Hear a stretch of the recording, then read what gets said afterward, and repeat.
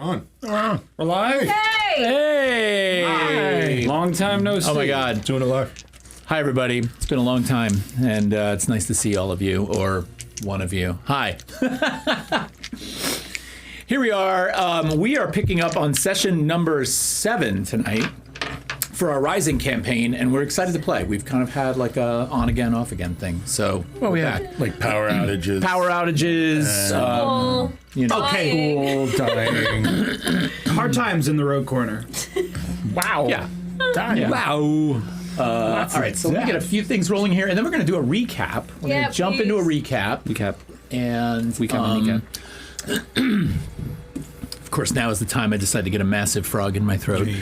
So over the last couple of sessions, so the good news is when we played during the power outage, we actually played our session 6, I believe, correct? No, we did a fight. We did the fight. We did a combat round. Yeah. Right, we did a combat round. But candlelit combat. It was kind of really fun. Yeah. there was one round that the live stream did not cover. So I'm going to just kind of do a really quick recap of that, and then we'll jump into tonight's game. So basically, the party had arrived in Elder Grove, and that much we had covered in our live sessions. And while you're there, you went to the observatory where you encountered Dane, who was the the head researcher in charge of the observatory. And you had a chance to study the stars and have a long, drawn-out meeting with Dane where you learned a lot of information about the history and lore of planets' alignments, the connections to Kalagenia and the Three Hearts, how the moons Doter and Swoon aligned at the moment we believe the heart was extracted from the ground, and then the 5 stars that aligned between them, and the fact that subsequently 2 of those stars appear to have been extinguished. It appears as if, through historical texts, Dane has figured out that the stars that sit between Doter and Swoon are a kind of indicator of the health of the heart. Okay, so as they wink out, it appears as if the heart is dying. Dane also suggested that Kalagenia, according to legend, must have taken the heart to the Feywild to keep it alive during the journey from Afari to Emberfell, because there's no way the heart could have survived for that amount of time above ground. Now, of course, that's glazed over in the texts. He's not entirely sure, but you have discovered that there is a portal, to the best of your knowledge, to the Feywild in the Eldergrove Forest. Now, there was a massive battle because you guys left the observatory and you immediately encounter on the road moving up to the observatory this 23-foot tall druidic demonic creature that lays into you almost instantly. And this battle ensues, and it seemed to be attracted to the power of the heart of the Vassarine, which you're carrying. You're chased, you're almost killed, you realize this is a desperate situation, and Papillon takes off in flight with the heart up over the forest to try and save it, while the rest of you do battle with this thing.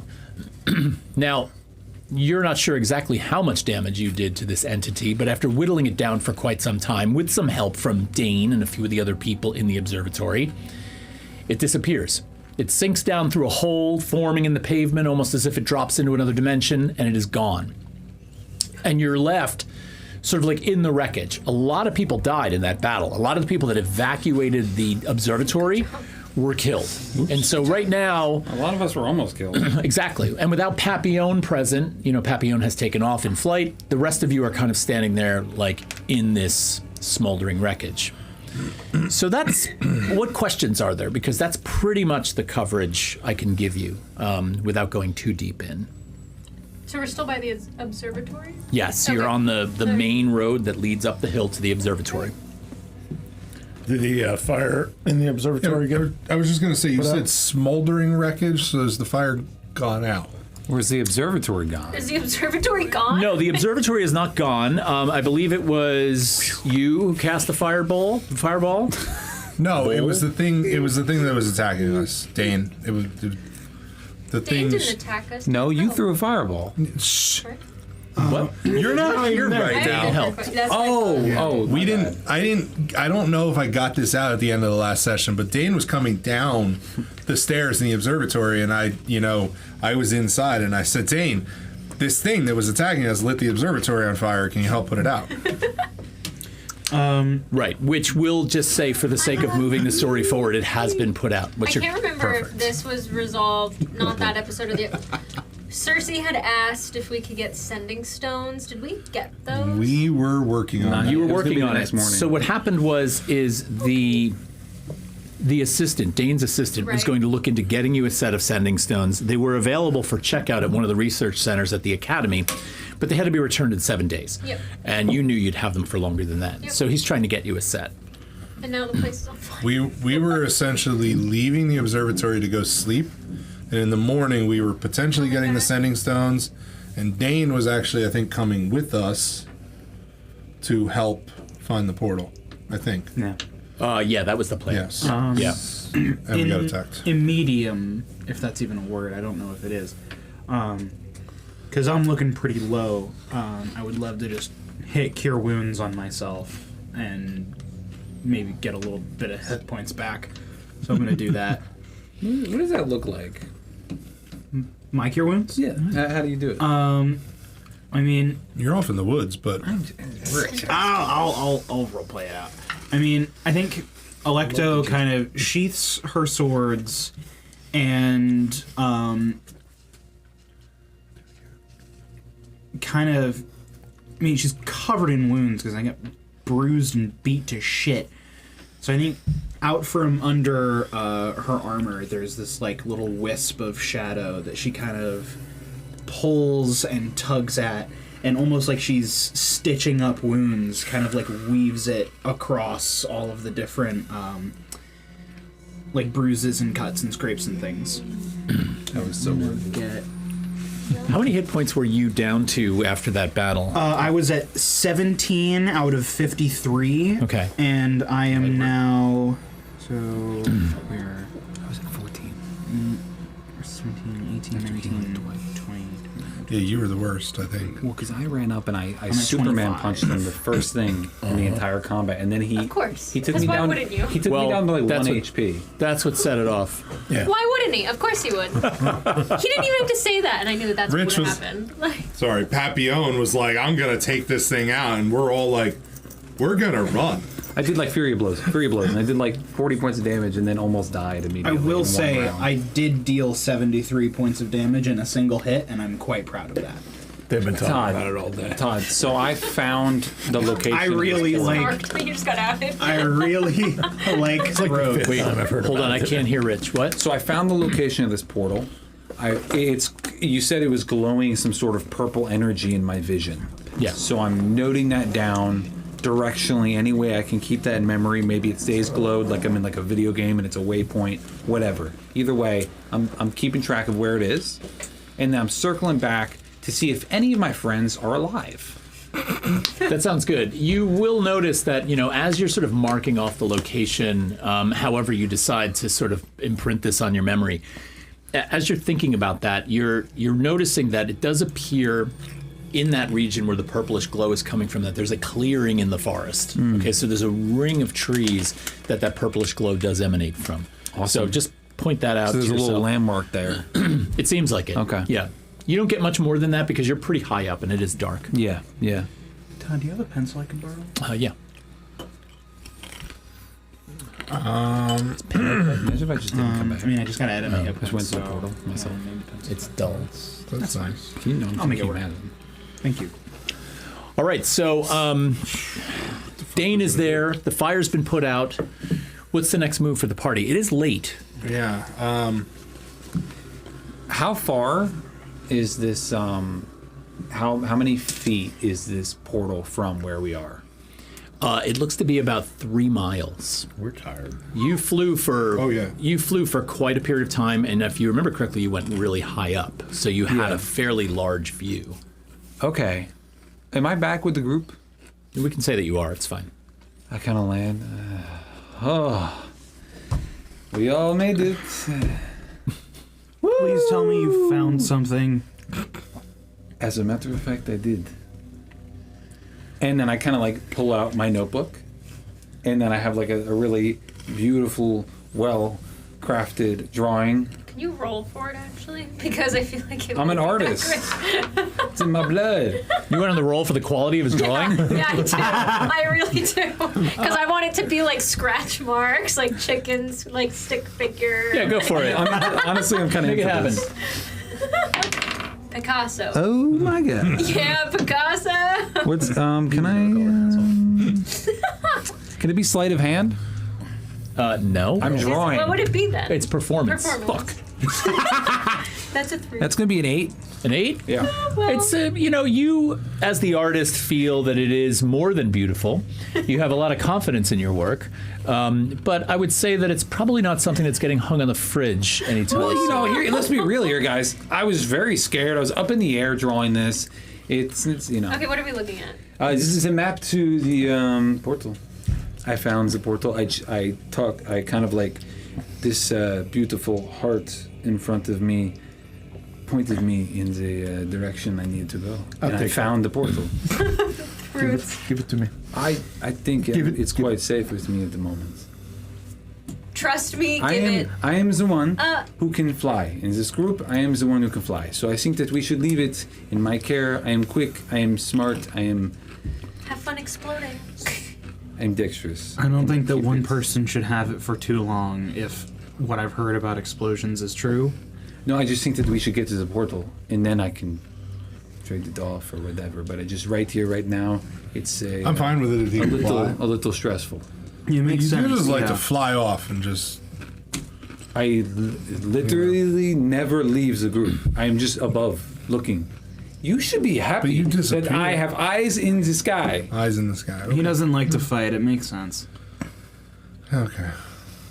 I don't know if you noticed Peaceful though, but person. like One sign of you needing to be juiced, and it's coming away from you, huh? of Whoa. course, I am not Sarah, Mama. Juiced. I'm not. Who? Oh, wow. Here, do you need the name tag? Wow, that was a blast from Do you- past. I am Do you- not Remy. Do you need No the name offense. tag? You wish you were. The Ah, pronoun yes, chart. of course. I listen, but I don't know if you noticed. You say I do not like to fight. As soon as I noticed that like this was an untalkable situation, I made something happen. Okay. This is development. I mean, you Yes, did put yourself at risk. You could say that it is development, but it's also like, and she kind of like pulls a little armor down so you can see like the bruise that is still stretching up her collarbone. Yeah, I'm gonna kind of lift up my shirt, and you see like the hole in my stomach from where like this fucking guy. Yeah, you got gouged. Me. How many hit points are you down to? I don't I'm have down your to character sheet. 14, So you're but all I've healed myself twice. but you're still at 14. Yeah, from 46. Okay. Yeah. Yeah, we're all pretty I beat get up. this. I get this. But You had like one. Can we like? we made I it. think we need to rest before we do anything else. I wasn't one. No, literally, the first hit the guy had on me took me from 46 to 1. You only have 46. Yeah, you're. Yeah, I'm a monk. Can we like? I see, but listen, the portal, Wait, how many hit points? 3 miles at most. How many hit points do you have at max? 3 miles. I know exactly where it is. Well, that's good, but I don't think that it's after all of us getting our asses whipped to us should go running full tilt to go into the unknown without at I least just a worry little that bit of we have preparation. drawn attention. What if there were other druids in town and they see I don't know what's happened? And I'm what worried. we have to lose. I agree with Remy. I think You want to sit I'm around a and little get ambushed nervous, again? but I am nervous. No, I would like to heal up a little bit and maybe make sure that we have at least some kind of What was provision? around this portal? going into an It unknown was world. mainly like wooded, but there was a clearing. So I why don't think- we go to the clearing, stay there, heal up, and then go? This is a wonderful idea. Are we still gonna try and find Dalwyn? Dalwyn, the guy, the druid that we were supposed to find. I don't. We only I needed wonder him if to we lead could us to tell- the portal. We have things that are more important than What's his Dallin. name? Dane? Respectfully. Dane, yeah. I wonder if we could tell Dane we are gonna leave to go to this clearing, and he could locate him. I thought Dane was coming with us. That's what I thought too. But if we're gonna go to this clearing and heal up before we go in, he can still meet us there and bring us the sending stones and bring us what's his face? I don't know.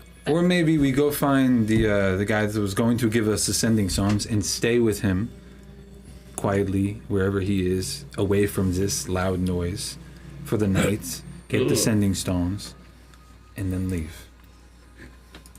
Rest up, heal up, and then leave. I don't want to be here, where we were going to stay. That doesn't seem safe. Well, we know that they can find us in town. Don't think we're safe anywhere, really. I agree. Okay, then we go to Portal. I do think we need. I don't think that staying here is an option, though. Maybe we Not find an debating in-between what we point. should, but I was thinking we would pack some things before we go. Yes, So what do we need? our things.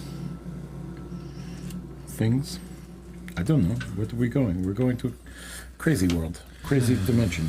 We're going to your dwelling. I mean, everyone was so fixated on sending stones, so I thought, you know. Can they that- work through portals? I don't know. Can you send stone through Would portals? any of us have like knowledge of that? You can make an Arcana check if you'd like to. I'm not proficient. So if somebody's proficient, I'm not. Can I make an intuition check on it? Like an insight check? Say that again. Can I make an insight check on it? On what? On whether you can send stones through portals? That's not an insight check. It would be an Arcana if check. nobody's proficient, Okay. I can do Arcana. I mean, I'm not proficient, but Insight specifically I have a is plus if you would have So you're probably our, sort our of best bet then. yeah. an intuition on the way a person was talking. Okay. You know, like what kind of insight do you gain from their mannerisms? So like perceivable, not like... It's a different type of perception. It's a specific type of perception when it comes to what someone's saying. 17. nice. 17? So I'm reading it right now, actually. Hang on a second. Let me just see one thing here.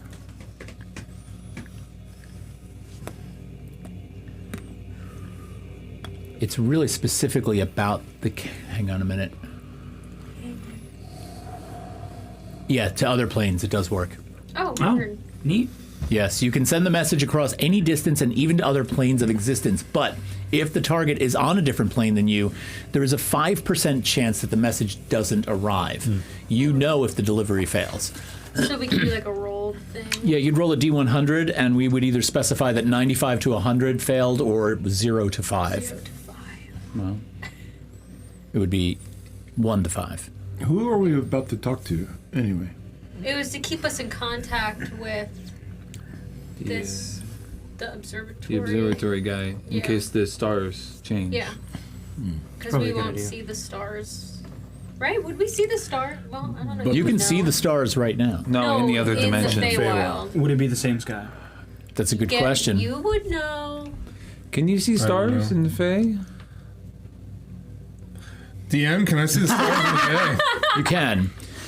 Do me a favor. I want you to roll a nature check for me. That's not good. That's not good. Not share? Oh God. That was light. That's why I don't like them. Yeah, there's no clunk to that. Clink, clink. 17. 17. Another It 17. rolled decent. I just don't like the way they rolled. When you met with Dane, You roll a 17. in the observatory, Dane was talking something that was familiar to you. He was talking about the notion of interplanar travel.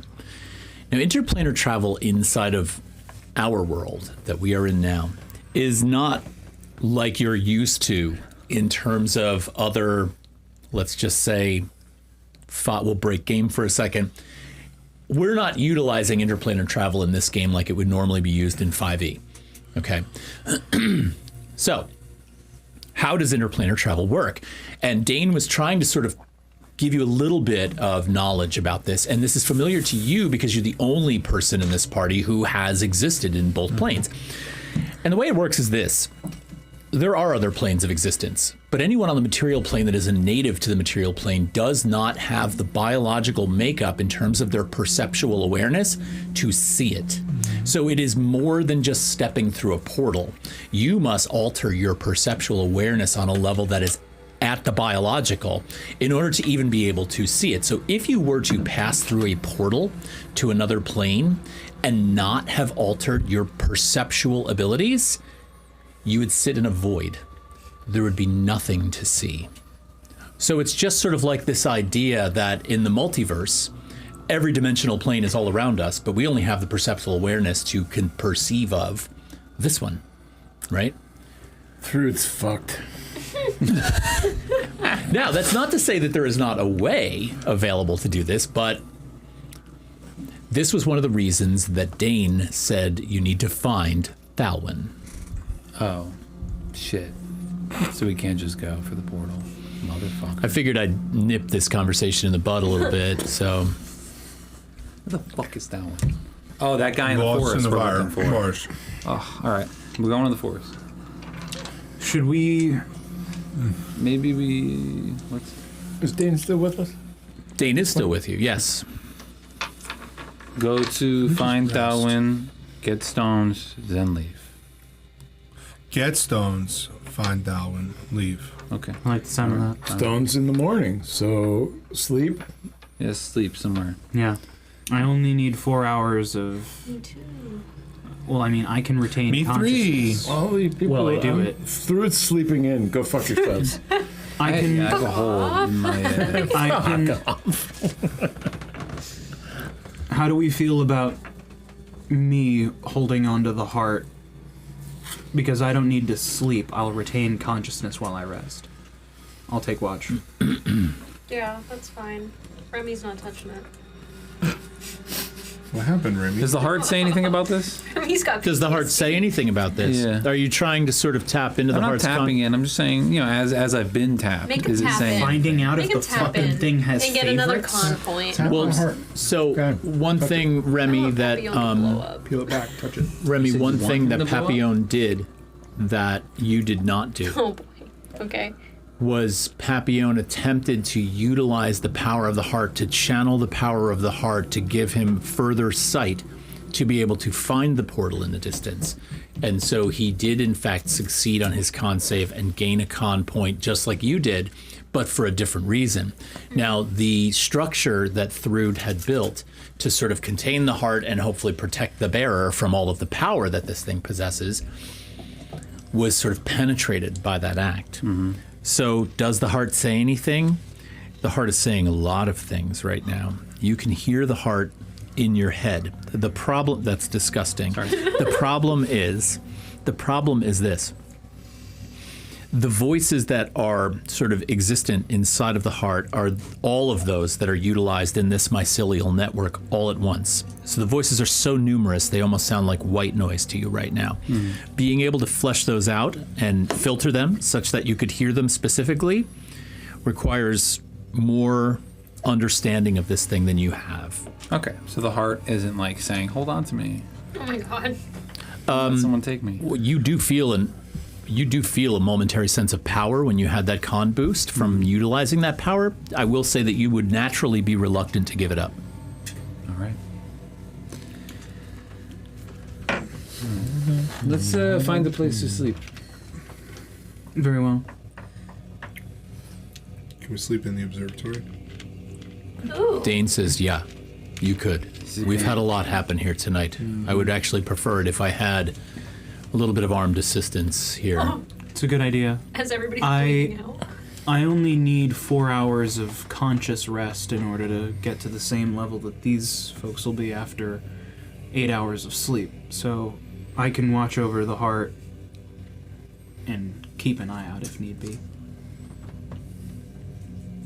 Are you going to give the heart to Electo? I'm gonna look up at you. Hands outstretched. It's the best option. Don't fucking roll, Rich. I think that maybe I would be better at protecting it. If you are insinuating that because of my stature and lack of wings, I am unfit to hold on to this thing. Maybe. I mean, listen. This is what I can do. I can go on a roof, like on I the am ceiling, going to sleep ask upside you. down. But not when you're sleeping. Hold But on. here's the thing. Keep it safe. I don't need to sleep. My awareness will be better when it comes to looking out for threats.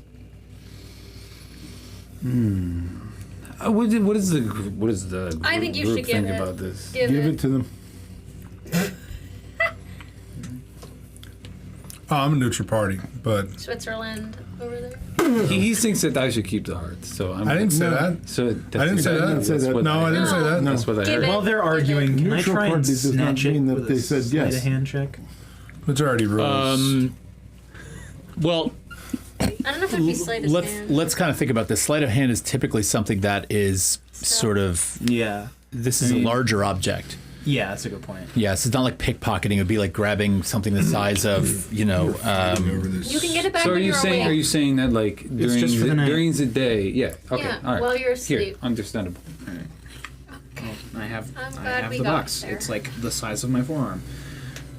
As you hand the heart over to Electo, you feel what almost is a momentary pull. Not like a tearing sensation, but you can almost feel a pull from you. Can you make a Constitution saving throw for me? I was gonna have withdrawal symptoms. Oh, Get Get fucked. Con save. It's going to be a 21. A 21. That's fantastic. So that means you save, and that is going to further bolster your constitution. So as you hand it over, you don't really feel that momentary tug, but you go up a point in constitution. You feel empowered all of a sudden, and now handing it over to Electo feels that much more regretful. What is your constitution now? 17. 17. Ew, I want that. Well, Does my actually, health go up? now that you've received this Only when I level. object and it lands in your lap or you cradle it, you take the bag that's holding it, you feel the thump, you feel the resonant hum come from this thing. It courses up through your body from where it touches you and begins to surge inside you. Now, there's no reason for a saving throw yet. Yeah. But Is it familiar at all? Or does it feel like not familiar in the sense that you've had this happen before, but it's familiar like warmth is familiar, if that makes sense. Yeah. So there's no specificity to the familiarity. Wow, that was 2 long words. that was great? But A lot of ending in if that makes sense. Yeah. Okay. Got it. Cool. Right. All right. So you have the heart. We're settling in for a rest. Now there's a bunch of places in the observatory where you can gather up blankets. There are nights when the observatory is open late and they're looking at the stars, so Dane has an abundance of blankets and things to wrap up in. So you're able to find bedding, for lack of a better word. I'm on the ceiling. Is there a place? Well, I'm Hanging gonna upside assume down. so. Like the ceiling is just like glass, like you can see through it. No, the ceiling is actually made of hammered metal, but it is a dome, right? And there's a section of it that is actually opened I up. want to lay so I can see the sky still. That's where I'm gonna set up my. There's a platform that's Yeah. up further up into the dome that holds the optics for the telescope, and there's a spot you could lay up Yeah, there. Remy's up there. I'm gonna try and find a spot where I can see as many entrances and exits as possible. Okay.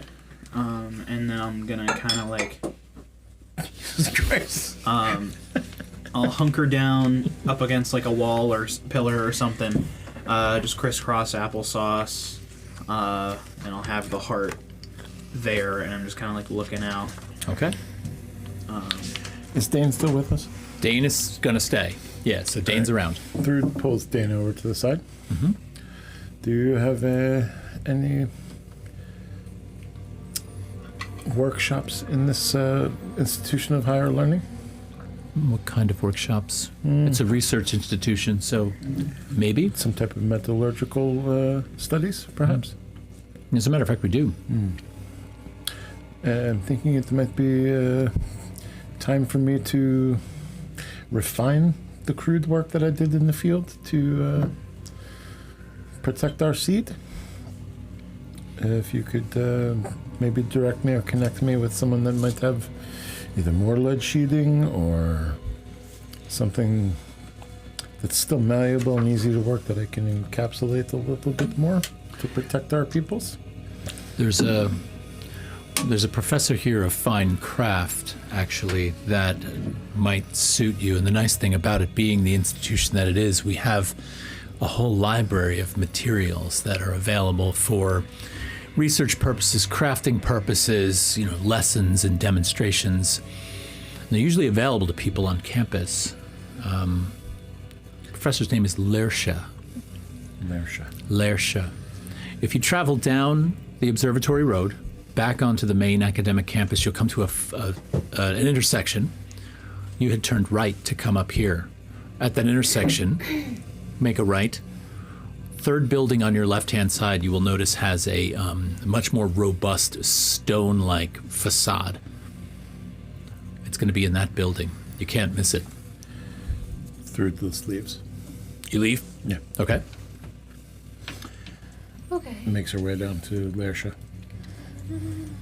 I'm writing in my notebook in character on the ceiling. How are you writing on the ceiling? Because I'm hanging upside down. About to move this. All right. So you're hanging from the ceiling. You guys are all going to settle in for the rest. Are you foregoing the long rest? You're the one that wanted it. Yes.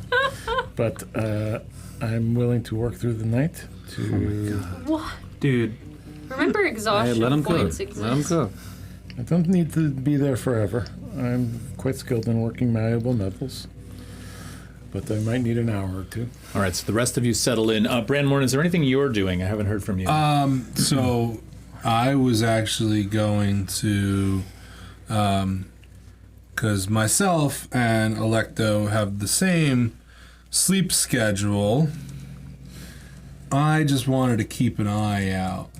So I'm going to be in the same room or area just to either be backup or, if I sense that the heart is becoming, maybe too attached or, anything like that. yeah. I'm just going to be, back up to the heart. I appreciate that. Are you guys on the same sleep schedule? Like the 4 hours he's asleep, you're gonna be asleep too? Yeah, I think we're both going I'll be to... awake after 4. Yeah, but I think we're both going to just... actually, could do it the opposite. Yeah. While they are meditating, sleeping, I mean, I can stay up and watch and then flip. yeah. Let's do Sounds that. fair. Yeah, that sounds great. I mean, because the thing is that, You're in like a trance. or not sleeping, necessarily. right? You can finish a long rest in 4 hours if you spend these hours in an inactive, motionless state during which you retain consciousness. Okay. So it's kind of like I'm just sitting there. Yeah. Frogs can see through their eyelids. Yeah. Yeah, absolutely. All right. Well, I'll keep watch better while you rest, and then we'll Can you flip. have that feature? Okay. So- Transparent eyelids? No. A couple of things you're noticing as you're settling in. Literally, Kyla. The door, the front entrance to this entire place was obliterated by this fireball. Great. And so Dane has posted a couple of people to just sort of sit watch at the front door.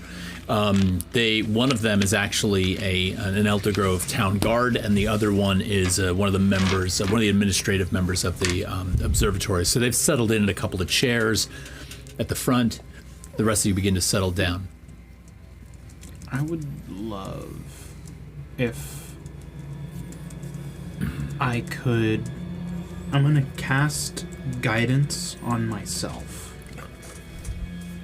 before I kind of start this like resting process, and I'm gonna, because I've got the heart and the box, or the box with the heart, kind of on my lap as I'm up against a wall. Right? And I'm just gonna, like, do I hear the same voices that Papillon heard, or like the cacophony-ish? the static, or no? Not right this moment. Okay. And I'm gonna just kind of put my hands on the box and kind of think back to some of my druidic training and see if I can remember anything and just kind of drift off. What you realize as you begin to do that, because now that you've sort of pointed out to me that you specifically want to think about that, you're placing your hands on the box, I'm going to assume, Yeah. with this idea that the power within the box can give you an ability to see a memory or the ability to sort of explore something. Is that right? To an extent, I'm kind of just trying Who to... wants to touch the box? I'm thinking about a past life as well as the possibility of its relation to my present. You are very aware of the resonance and this energy that flows out of the box, Yeah. right? It warms your hands, it vibrates a little in your core. And as you think about this, much like Papillon did when he was flying earlier, you realize that as you focus your thoughts on some of these areas in your body, you're able to pull at that energy, almost as if it's able to be drawn into your very being. You can do this willfully. You can allow yourself to pull this into you. You do sense that there is something beneficial in the energy to doing that.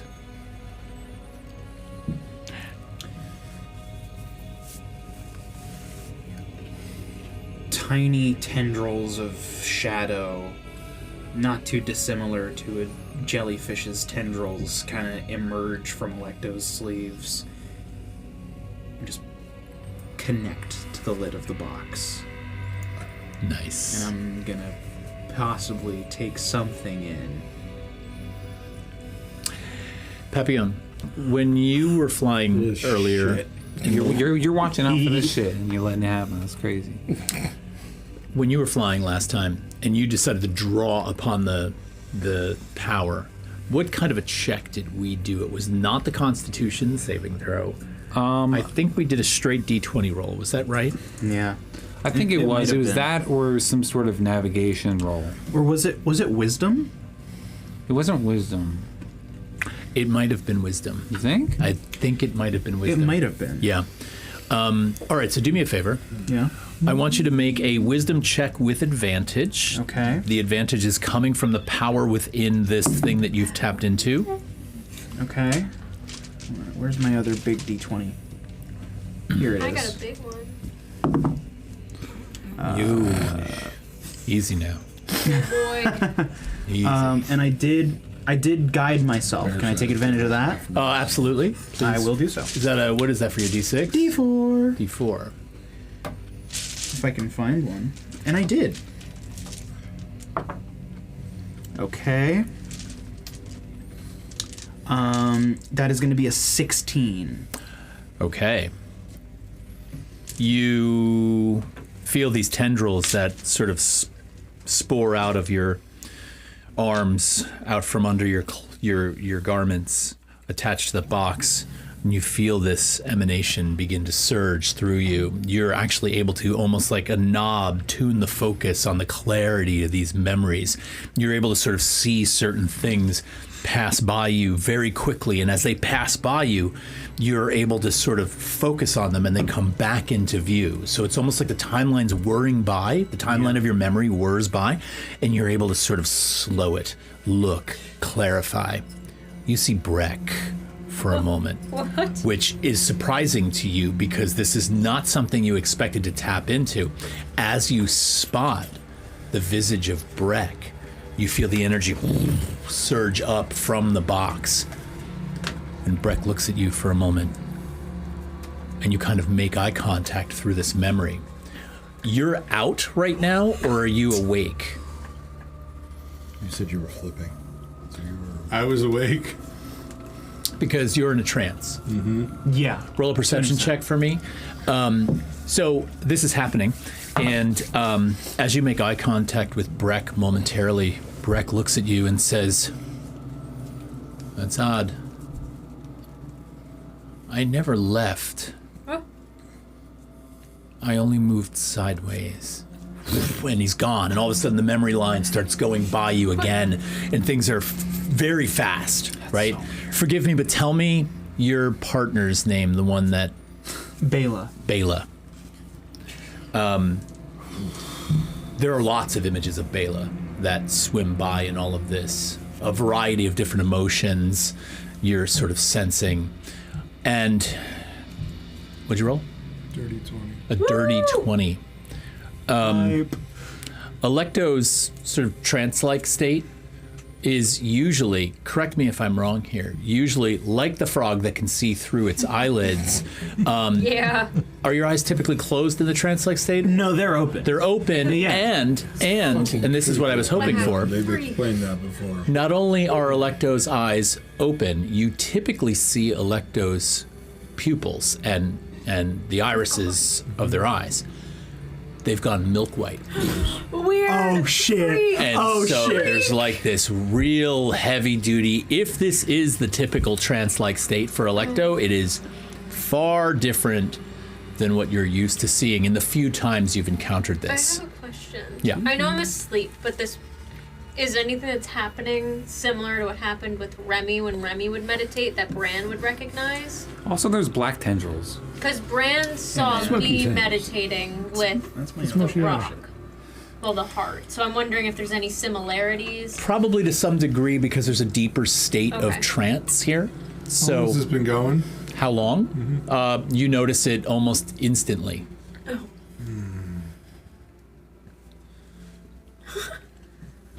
The moral dilemma. So as this is going down and you're deciding what it is you're going to do, things begin to blur. You feel the sensation, sort of the physical sensation from the heart itself, take over in place of the psychological, dreamlike state of the memory control. In other words, it's almost as if someone's now, a physical force is touching you or waking you out of the trance state. Okay, so it's sort of like you become aware of yourself in your physical state and you begin to sort of get pulled back from the dream state. And as you emerge from that, I'm going to need you to make that Constitution saving throw. All right. I got a lot of Constitution numbers to track here because you're all passing this thing around like it's, you know, a bong. Like it's a bong. I can't guide myself on this one, can I? You used your guidance already? I did. So I did. I'm going to say no. Not the fail. You're exploding. I rolled. Maybe failing's the way to go. Has I anyone failed? rolled a 11. Okay. I'm trying to see because I might have a thing. Well, maybe you should just fail and see what happens. Please don't encourage me. Nope, science. that's an ability check that uses a skill. No, I can't use that. Cooked. Cooked. Chat. Are we cooked? I didn't have an inspiration coin, did I? I don't think I did. I don't know. You don't know if this is bad. Just let it fail. Yeah, just fail. Okay. So that's just an 11. Just at 11. As the sort of warmth of this physical presence draws you back from the memory, you feel the mycelial tendrils from your wrist release, draw back inside your body. And you take a breath and go back into your trance state. And you feel fine. However, what you don't feel, just so I can be very clear about what happened, you do not feel this sense of immediate pulse of power surge through your body. You do not feel a sort of umbilical kind of connection to the heart that feels almost like it grabs you. You feel nothing. Weird that you want to fail. Interesting. Depends on how you look at it. For my DM friends out there, sometimes when everybody passes every throw, you have to make the win about failing the throw. Yeah. And it'll be months before they figure it out. It depends on how you look at it, though. This is probably true. The I gained a bunch of hit points when I passed. That's all I know. I think I blew up when I passed. That's all I know. Sorry, go ahead, Electo. in response to feeling nothing, it's like it's nothing in general or nothing from the heart. It's you're aware of the caution that the party has begun to exercise around this thing. Yeah. And so what you're probably feeling in terms of nothing is this thing that creates the caution, right? In other words, everybody that has touched this thing has felt some kind of possession of it, or felt empowered by it, or felt overwhelmed, or exploded by it. Literally. You know, but you seem to have been able to channel this power from the thing and not have anything happen. No consequence.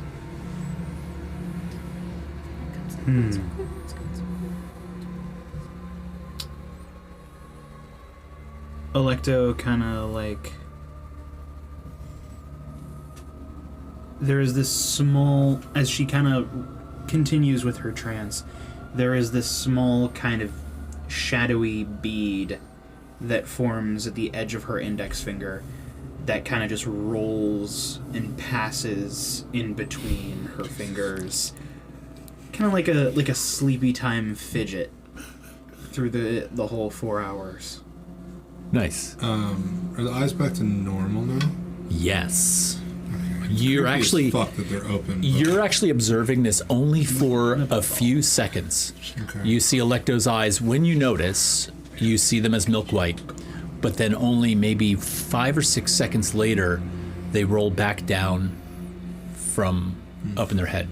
Comes down.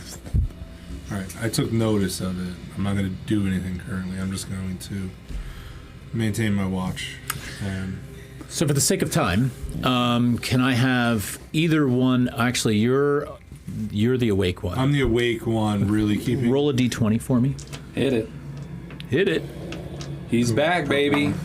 Round 2. Boy.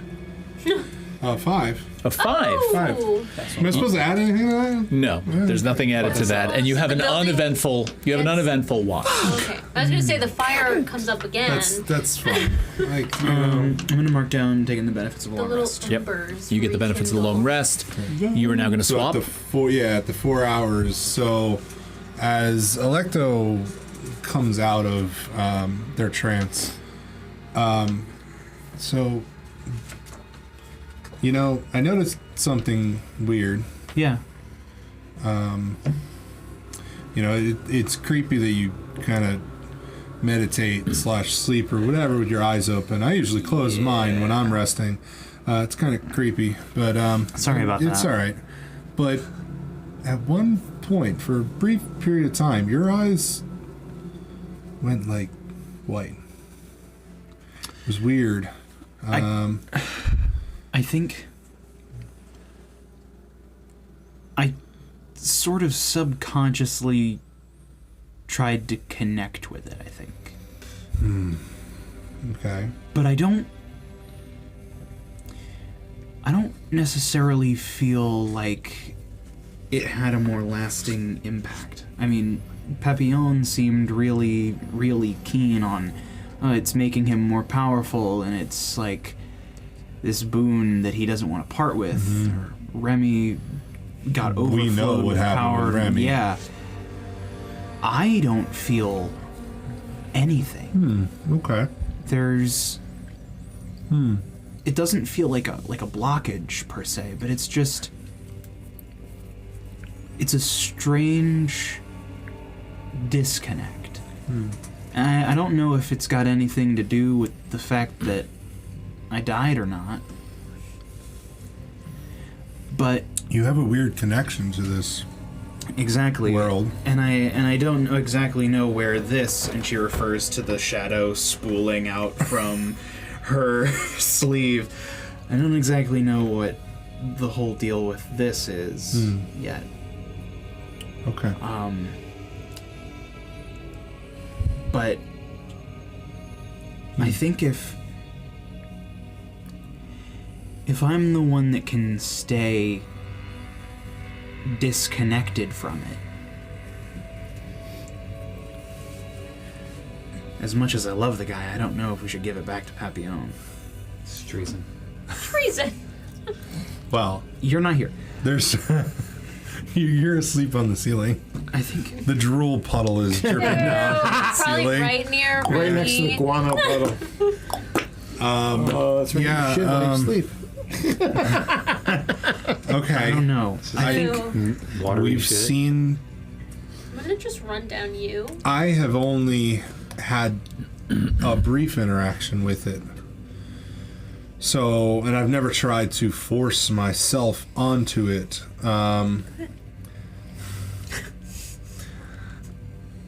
But multiple people in the party seem to be drawn to this thing.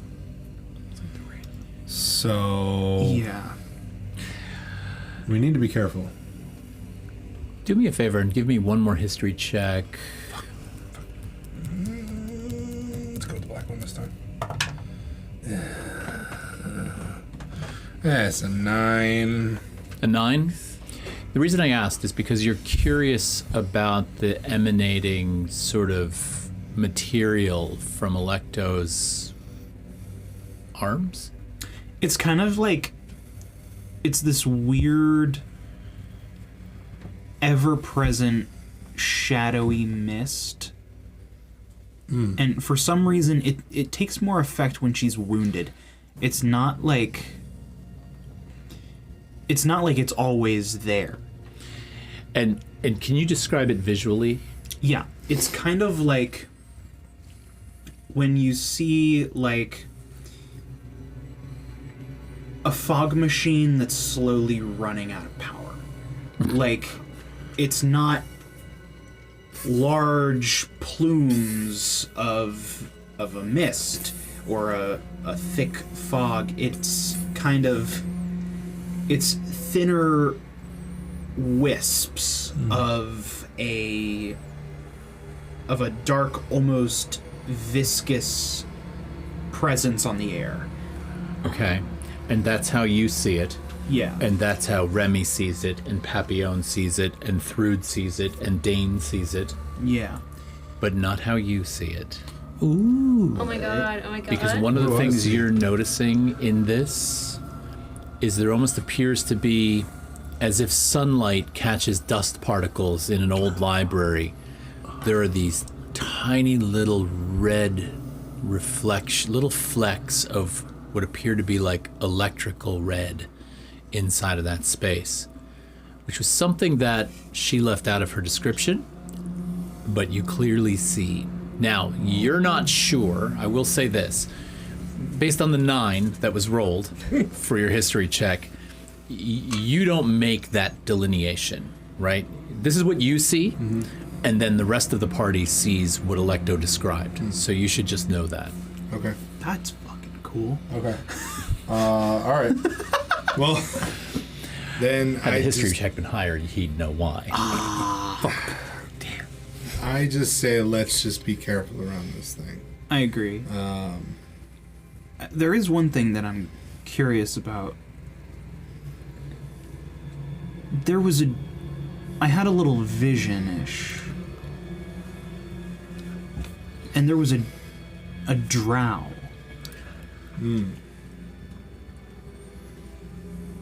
I don't think I've ever personally met any drow. So I would have a description of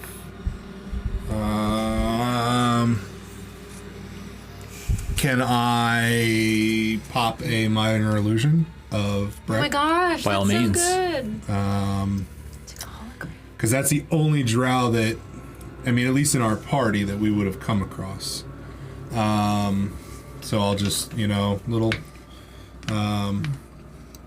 just kind of, cast in the thin air just this small little representation of what I remember from the short period of time that we spent with Breck. The only drow that I know of that we would have come across would have been this one. Yeah, that's him. And you said you saw a vision? Yeah. It was like a flashes of memories, and then I saw his face. And he said something about moving horizontally but not leaving. It was weird. I mean, well, Remy and Thrud and Cersei, we all met this... Breck was their name. They were only with the party for a short period of time. And then disappeared into, like, training. But, something to maybe bring up with the group. It's interesting. Horizontally. Yeah. I don't know. Okay. Well, I'm fucking exhausted. I'm gonna sleep. Get your rest. I'll keep a lookout. I'll swap. Because it's been 4 hours then. Oh yeah, so then you two would be I'd up? be awake at that point. So you two are up. Yeah. Hey. Yeah, I'm passing out. I need some rest. Sleepy time. Sleepy So, time. about how long will it take for Thrud to get down the road to... Yes, so let's jump over to Thrud. Sorry. It's actually not far. It probably takes you less than 7 or 8 minutes to walk to the destination while these folks are sleeping. So Thrud knocks on the door? now remember, it's probably close to... Yeah, but there's been shit going on, so they're not sleeping. Drew doesn't care. And I don't care. Fair enough. And, Wake up! Comes down in their house slippers. moments go by. You knock again, and then all of a sudden you hear somewhere above you, maybe the second floor, the third floor, because the windows are sort of, propped open here and there. You hear somebody move. You hear a chair slide across the floor. You hear a door open and close. You hear what appear to be footsteps coming down a flight of stairs in the distance. Then you see the flicker of lantern light in the hallway through the glass in the door. You hear the unlocking of several what appear to be like slide bolts, and the door opens up. And this very sort of lithe, thin, drawn-in-faced, elderly, elvish man looks out the door at you, and he's like, "Yes, it's awfully late. Couldn't this wait?" No, unfortunately it can't. I don't know if you saw the very large, crazy thing that was up by the observatory earlier that we were creating fires around and getting our asses handed to us. I have a need for some assistance, huh? Your friend Dane had sent me down to you? Dane. Yes. I would have thought Dane would have known by now not to wake me. What is it? I'm sorry, but it's of importance. And What is it you need You can exactly? sleep in tomorrow. It will be fine. I need the means.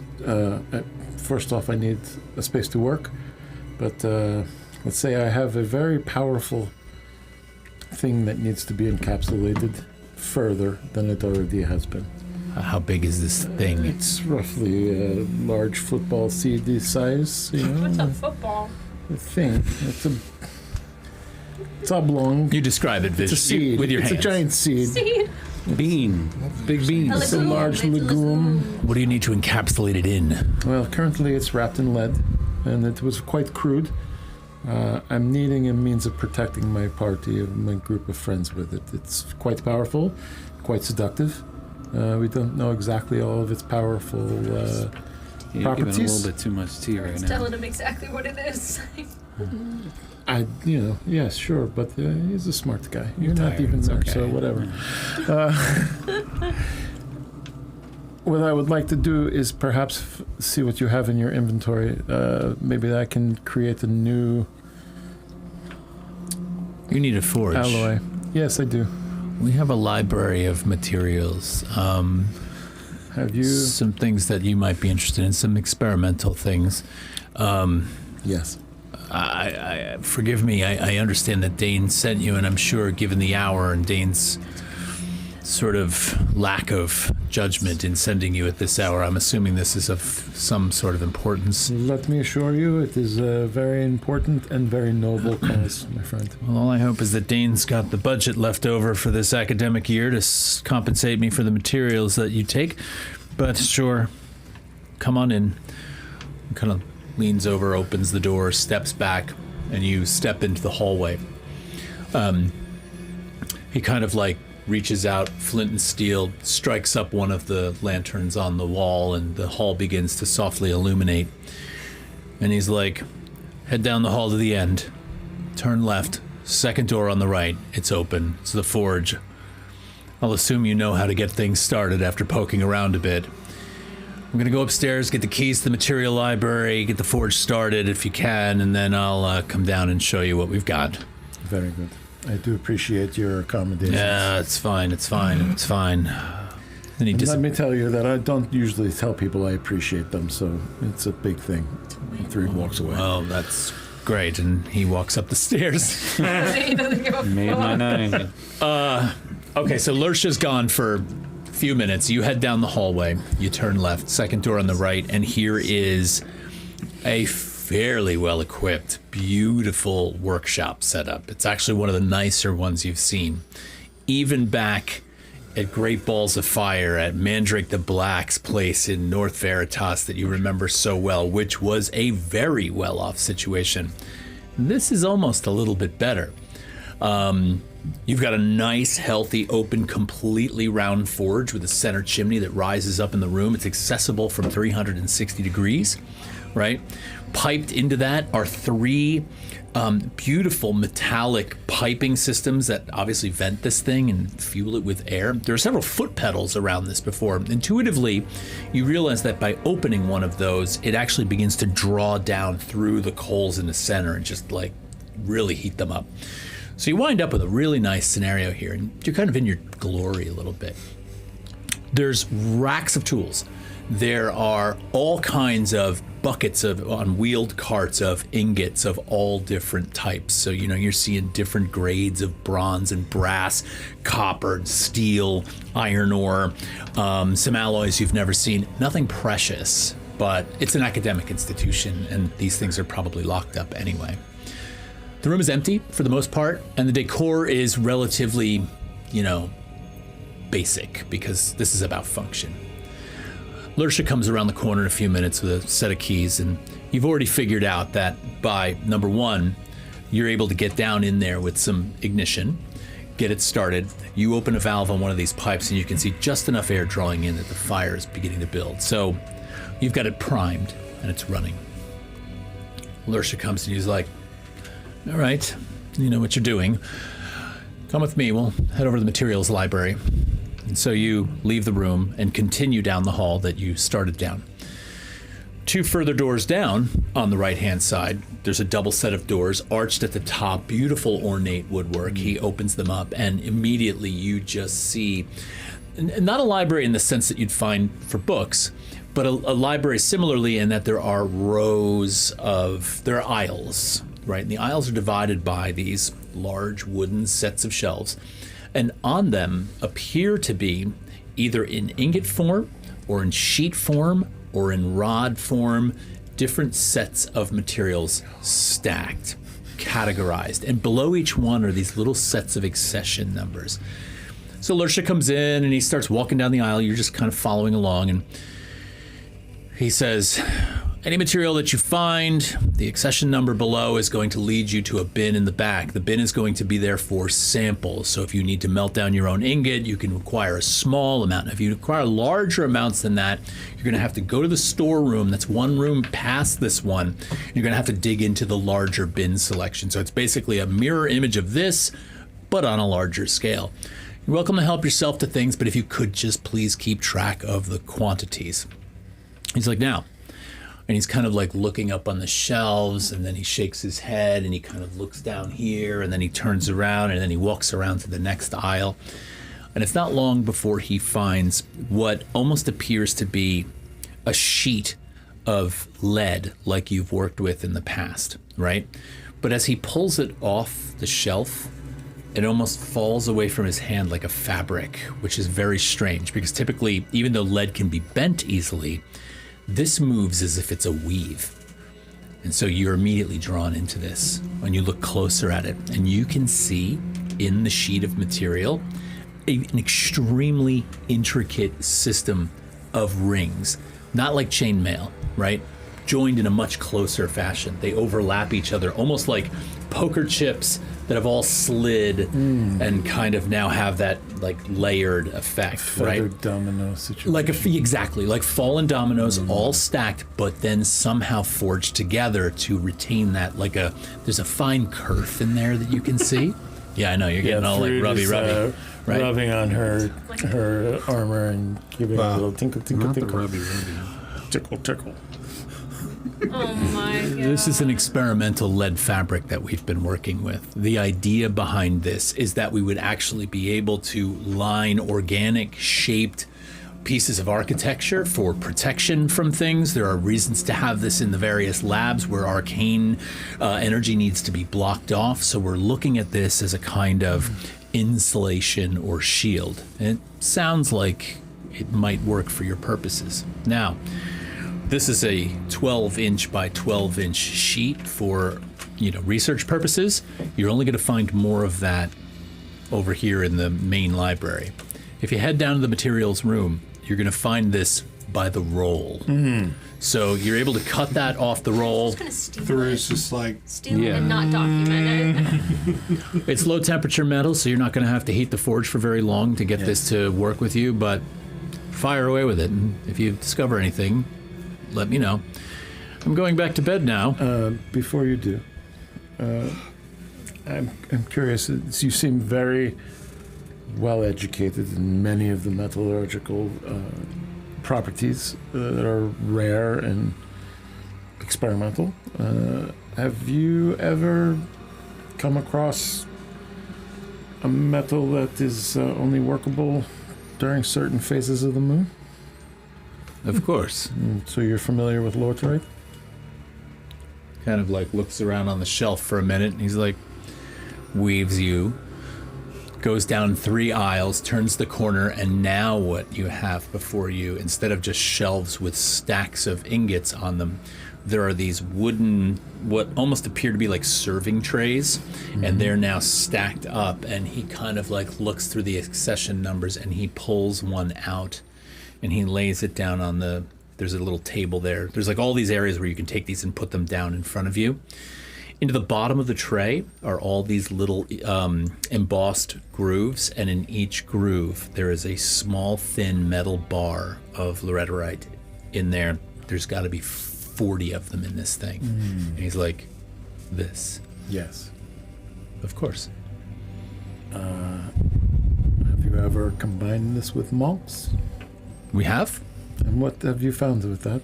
Properties? Well, you gain all of the things that one wishes for when it comes to forging fine metals. Very It's a- strong, very light. Very strong, very light, able to hold an edge without a lot of, retooling. Its annealed properties are extraordinary, but it is also incredibly difficult to work with. Yes, and Thrud pulls Tyr off of her back and dislodges the chakram that was created with Lorterite and Mox, and says, I do have some experience with this, and hands it over. Holds his hand out, takes it from you, and looks at it.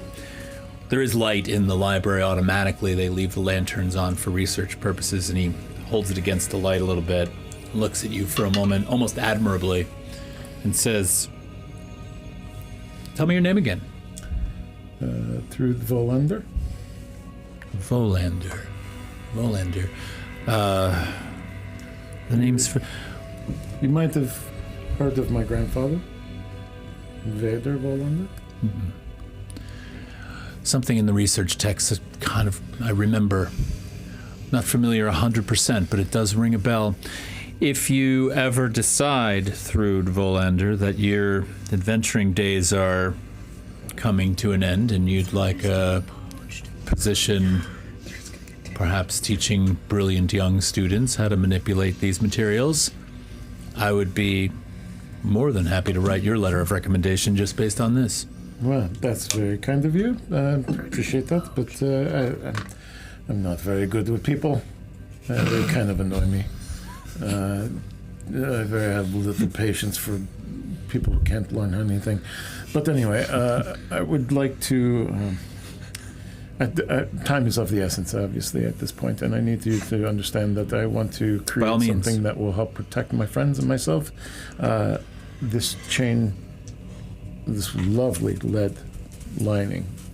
My plan is to sacrifice my chakram and atomize it to infuse it around this lead sheathing. I need a certain quantity of it to encapsulate this larger bottle. What, of the laretorite and Malx? Yes. How much could you possibly need? If you're going to sacrifice this weapon, you can't need that much. A few ounces of each, probably. We can give you that. Very well, then. It would be much appreciated. And normally these things are very difficult to work with on regular phases of the moon, but since I'm not sure if you have been to the observatory lately, but some of the moons have been aligned, and since then I've felt a little bit of a shift in this piece. And I think I might be able to work with it right now. This is one of those things that I leave to people like Dane. I have noticed things. You'll find that Lorendale Academy is very, very well endowed in terms of how much we possess. We don't have to fold to the pressures of outside institutions. We can do as we wish. If you feel that this is important enough that you and Dane and I all need to be involved with this, then my facility's open to you. So, don't worry. I'll grill Dane in the morning to find out what's going on. That's fair. I would hope that you grilled voraciously and enjoy it. The quantities in this room are tracked, so whatever you take, I'll know what's missing, and I can always bill the observatory. Very well. Send them the bill. I'm going to bed now, Thrud Volander. Rude's gonna take everything. Sleep well. And thank you very much for your help and assistance. No, Lursha. no worries, no worries. Lursha walks away and leaves you in this place. All right, so Thrud is going to immediately take a sample of Lorterite and Malx, bring those into the forge, get them working at a good temperature, and is going to take one of the piping pieces from the forge that is connected to a certain bellow, foot pedals and all that, yeah? So I'm going to take that pipe and kind of crimp it down so that it is more of a jet. And once I start to heat the Malx, get the Malx and the Lorterite up to temperature, I'll go get a larger piece of that rolled lead lining. I'm listening. I figure probably 2 yards would be more than sufficient. Okay.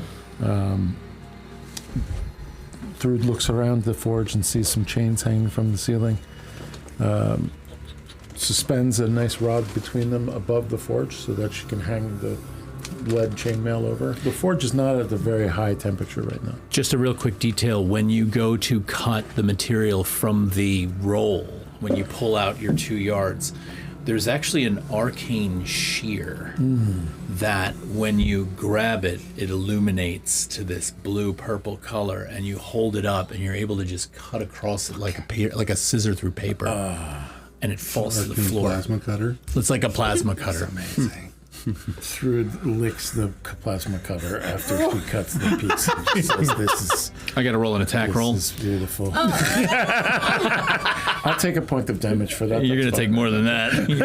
You licked a plasma God. cutter. You have no tongue. Backside of it, not the hot part. Oh, sorry, go back to what you're saying. So she takes the lead sheathing, atomizes the Malx, and then uses the bellows to kind of spray an even coating of the Malx mixture of Lorterite and Malx to imbue this lead sheathing with strength and agility. Okay. Your problem here is this. You have a DM that's also a maker. I know, and that's You're what's going great to about this. atomize a metal alloy Yeah. and spray it into the air. This has to involve a check. Sure. Okay. That's fine. I mean, you're skilled. Thrud is you're not about to proficient. wear a mask, so fuck it.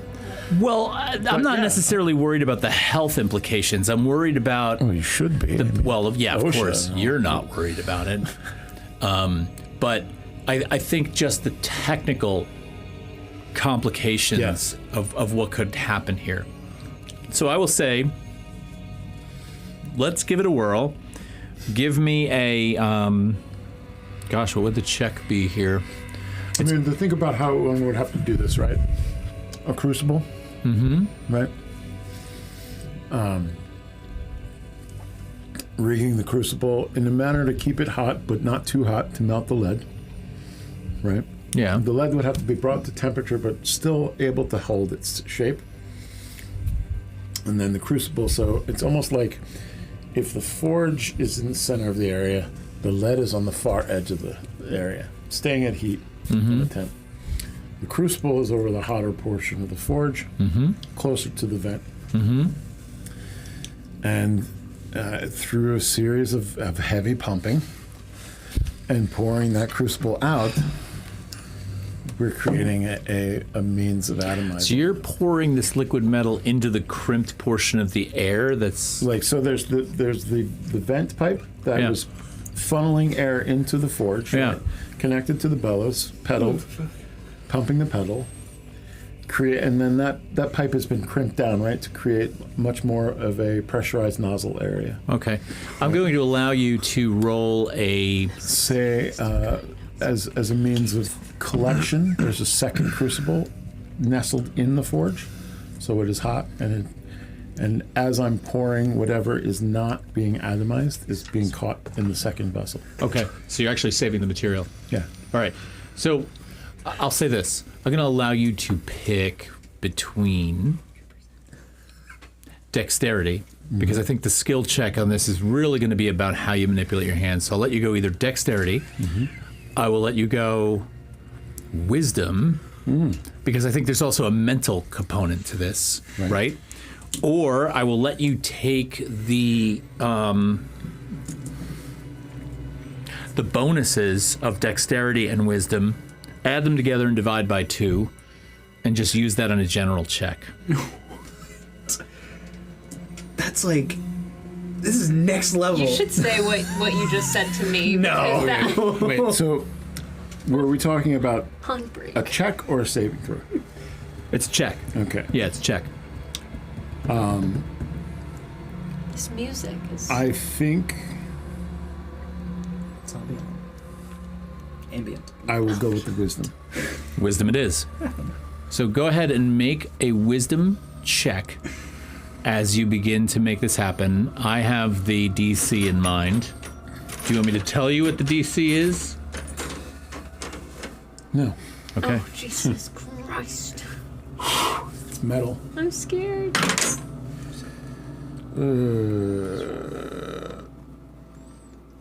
Can you guide yourself? Can I guide myself? Well, could it be with an advantage? Can I argue that? Because Thrud is very proficient in what she's doing. And I appreciate you're trying to help. Usually what I do That in was these... just a question. But Yeah, you Can know. I guide myself? Can you guide yourself? I can cast. Yeah, you can guide When I yourself. play with metal, I guide myself. The 2 rules of thumb here Yeah. are either I make the DC high because it's genuinely difficult, and I might offer advantage because of the expertise, or because of the difficulties, the difficulty's helps. less, so I create a lower DC. got it. Yeah. I see the it's vision. actually a pretty I number see the vision. right there. 17. 17 does it by a mile. So you're Oh. now the beautiful I thing. wonder if you would have hit it before. Without trying to draw this out for too much longer, I will say this. There is something so magically beautiful about molten metal.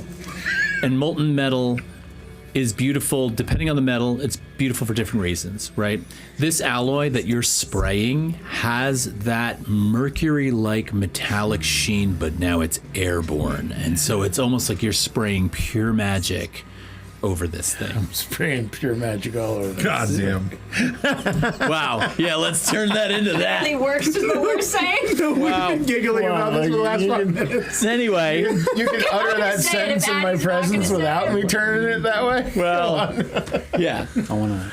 All right, so you're perfectly able to achieve sorry. this situation. The bit's over. I love him. So you're going to take this item that you've made, Yes. and bring it back to the observatory, correct? Correct. Can you just describe what the item ultimately looks like? Is it another sling, like a bag that this It is going is to go another in? sling like a bag that's a little bit larger than the lead lining.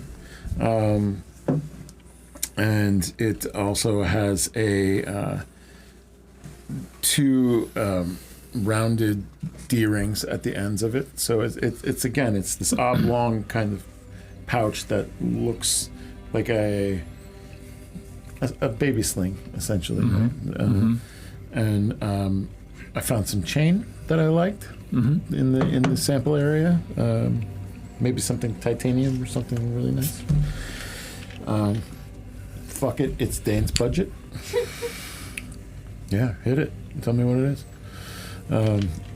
Dane's gonna strike you down. Let's add some brass closures that were maybe every 3 inches along the opening. So if it was a sling like this, the brass closures, so. it would loop over itself and then lock in. That sounds beautiful. That's awesome. Now, Yeah. here's the deal. Okay. Thrud is a metal worker. Thrud is not a creature of science, certainly not nature, maybe to a degree nature, but science and nature versus working the forge are two different things. So here's what I'm going to do with this. I'm going to roll this. And there are 2 possible outcomes. Okay? 1 to 10, 11 to 20. I'm not going to tell you, because you'll be able to see the die, I'm not going to tell you what those 2 things are. Okay? But your intention in building this and how it functions with that heart have 2 possible outcomes. What do you get? I rolled a 4. Okay. Let's move on. So the party has... Another question. Yes? As Thrud leaves, is there a stable anywhere between me and That's where I got the... shooed. not between you and the observatory, observatory? but you do remember where it was because... Would like to go get a horse. Okay. Oh, we do?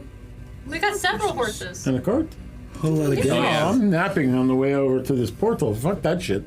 Good. That's what Okay, we've been great. doing. Heading back to my friends. Where'd you Okay. think we went? Back to your friends you go. I'm awake. You now. did the second watch, correct? Yes, and I am very, very very awake. I was also up. You're up as well? I was We're up, chilling. One of the 2 of you can give me a d20 roll. Papillon is still asleep. You want to do it or should I do it? I'll roll. Still Yeah. dropping I'm pebbles on the floor. horrified. You know, I'll use the new one. Yeah. I'll use the new one that I'm wanna put scared them to in my roll. Just a straight D20 roll.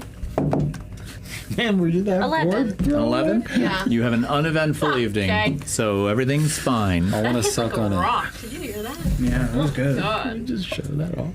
Yeah, put it in the camera. Oh my god. Garrett, did you do that? That was Garrett Wall that mess was happening. Oh my god, look at that. It's like bro just got back from the Wonka Wait, chocolate factory. can you add the crane looks a little to Rasta. the beholder? Add him to it. And Sorry, we the digress. The wheels are coming off, people. Yeah, they are. They sure are. Oh, God. All right. Okay. You return. The party is waking. Okay, everybody can take the benefits of a full night's rest. Rock. So Except please do. Rude. Yeah, I'm going to have to take that full rest on the road to the portal, right? Well, we gotta would find that have guy. taken How you long do you think that would have taken me? The first 4 hours or more? I mean, it wasn't an you get a extensive short amount of forging or casting or anything like that. So 3 to 4 hours. 3 to 4 hours. So let's say I get back, I nap for 4 hours while everybody is back, and then once we take When a route to 3 miles to the portal, we will I'll sleep let. in there. Let's just say Thrud came back around the shift change, maybe. Yeah. That Let's makes let sense. Thrud sleep in. See if she can get a long rest while we potentially gather sending stones Yeah. and whatever else, gathering the horses and whatever. So, All right. I mean, we have a little tiny bit of prep work in the morning, and maybe Thrud can get a long rest before we leave. That sounds good. Question. I was considering, is there in the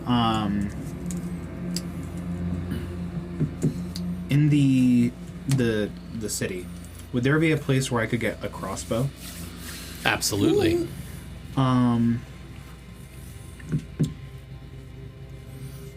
I wonder if I could go and get a heavy crossbow.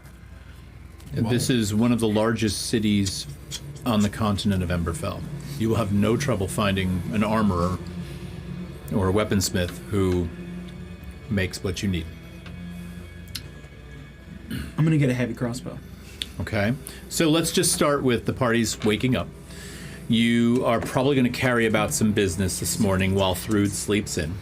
Before Thrud went to sleep, who had the seed? I did have the heart. Okay. I do have the heart. I was gonna say, where'd you put it?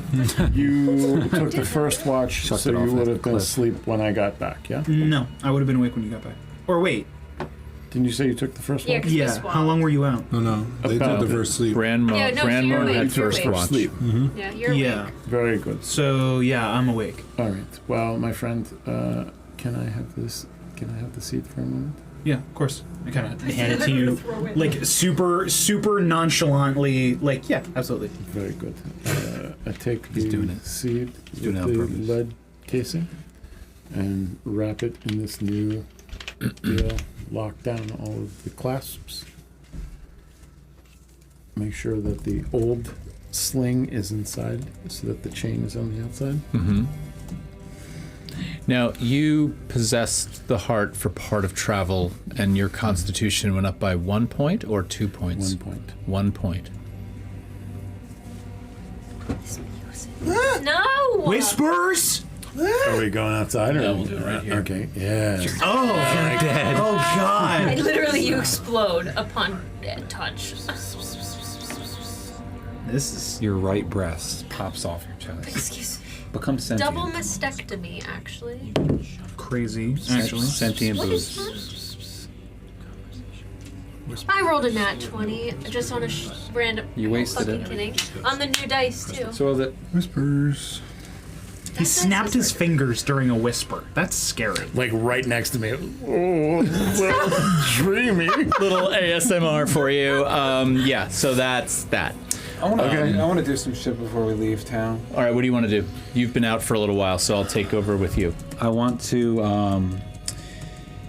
go looking for. Is there like a martial arts center of this city where monks would hang out? Yes. I'll give that to you. I'm not sure. I hadn't thought about that, but why not? It's a large city. There should be. Okay, I would like to make my way over to this district and start looking for signs of Corvo. I want to give it last good shot in this big city before I leave, Okay. so I don't feel like I. How are you gave looking up on for it. him? Are you just sort of casually observing? Are you asking questions? Are you Yeah, investigating? it's going to be a combination of these things. I'm looking around to see if anybody looks like me. If there's any like local fights that have gone on, and I see like some name or something that resembles Corvo or like Bat or something. And I'd also be asking around at some of the maybe the more grizzled veteran type that are around. Well, a couple of things that you have noticed since you've been in town, and this is probably something that would have, and maybe did, come with the narrative, the introductory narrative to the city of Eldergrove. Mm-hmm. Eldergrove is different from North Veritas and different from Amakora in that there is a very unified and clean woodland aesthetic to this city. It is free of trash. It is free of the grizzled types like you just mentioned. It is incredibly conservative.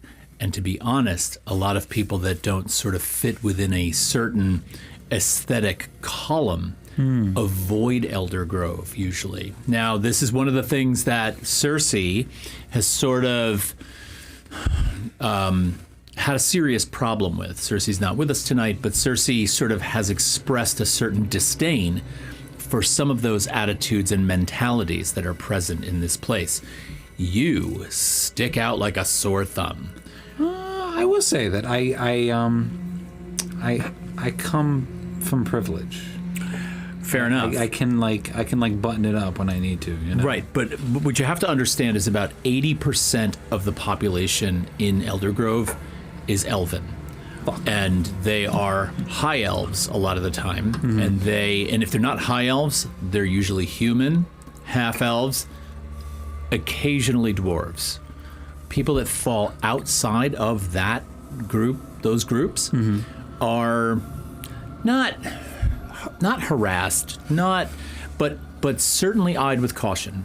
So yes, even though you come from privilege and your clothing says that you do, your intellect says that you do, that's not what is seen first.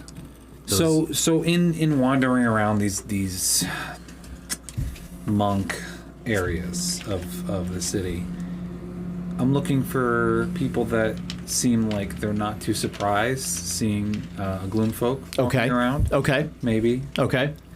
Second glances.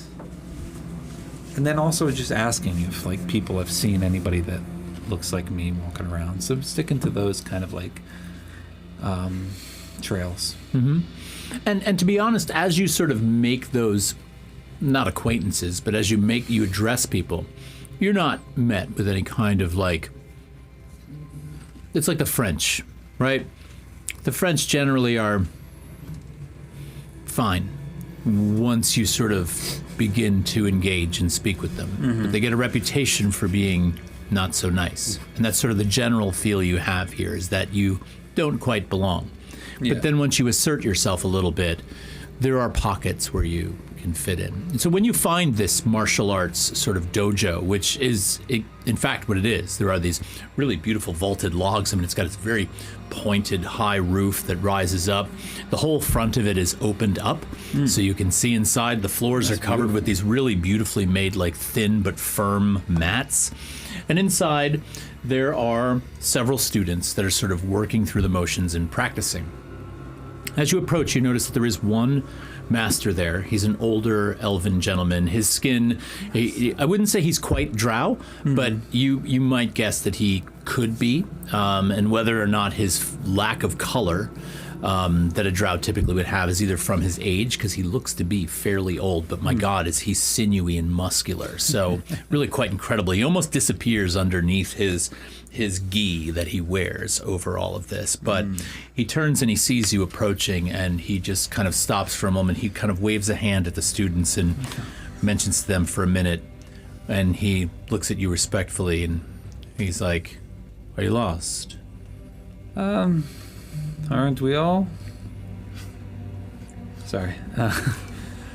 A friend of mine is lost. I'm looking for him. Has anybody come through this place looking like me at all? Looking to study or train here? Or... That's kind of interesting, actually. One of the reasons that I noticed you was I thought you were someone I had seen about 2 months back. Can you tell me about this interaction? It was not quite unlike the one that we're having right now. This gentleman came and spoke to me about, this kind of space that I have and the type of training I do, seemed interested, but then left. Was anybody with him? No, he was alone.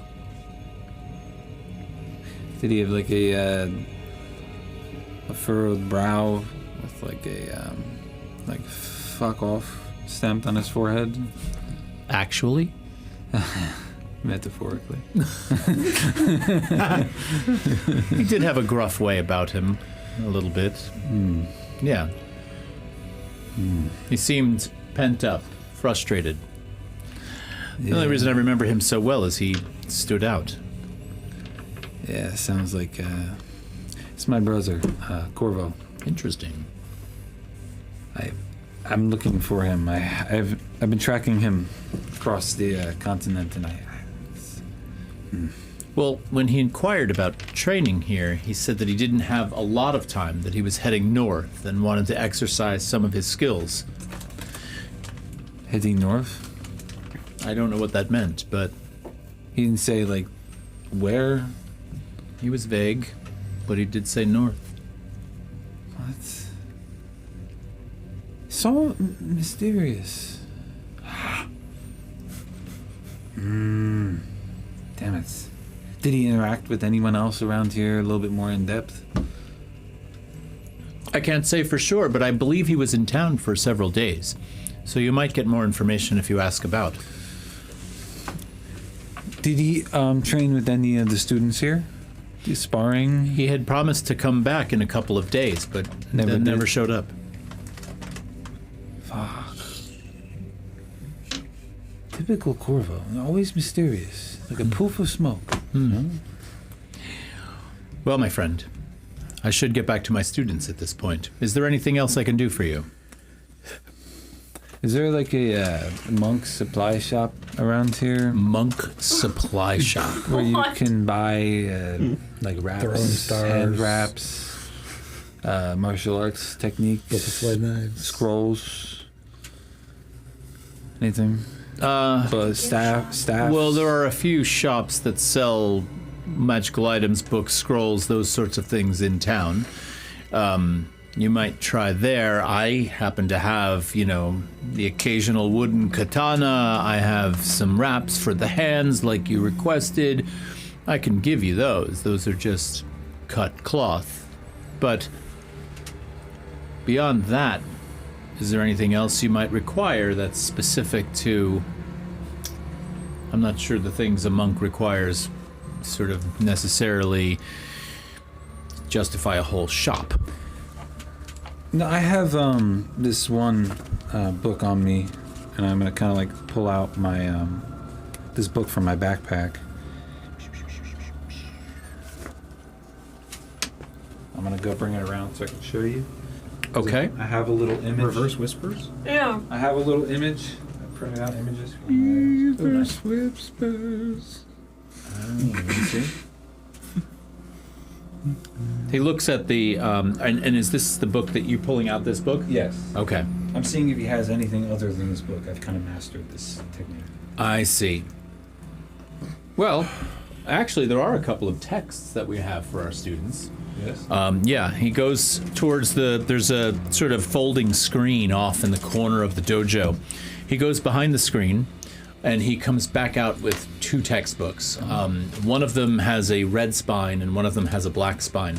The red spine one he kind of shows you, and he's like, this one is probably not exactly like the book that you have, but it's more for the beginner. Now, depending on where you're at in your schooling and your training, you might want the red or the black. So you leaf through both of these books. And you notice that a lot of the stuff in the red book is very familiar. It's a lot about balance and the way you work your core to sort of find your strength and strike out at people, notions of the flurry of blows and things like that. The book with the black spine, though, tends to go into some deeper things, and you're kind of intrigued by this. So if anything here would benefit you, it would be that. The black one would be incredibly helpful, if you don't mind. 2 gold pieces, and I can sell it to you. That is good. Or spar for it. It's been a while since I've sparred with anyone of value. You wish to spar for the price of a book. I'll pay you 4 if I lose, and 3 if I don't. Students, would you like to see a demonstration? Friendly, of course. Well, In intention, not in execution. perfect. I like the way this sounds. Certainly.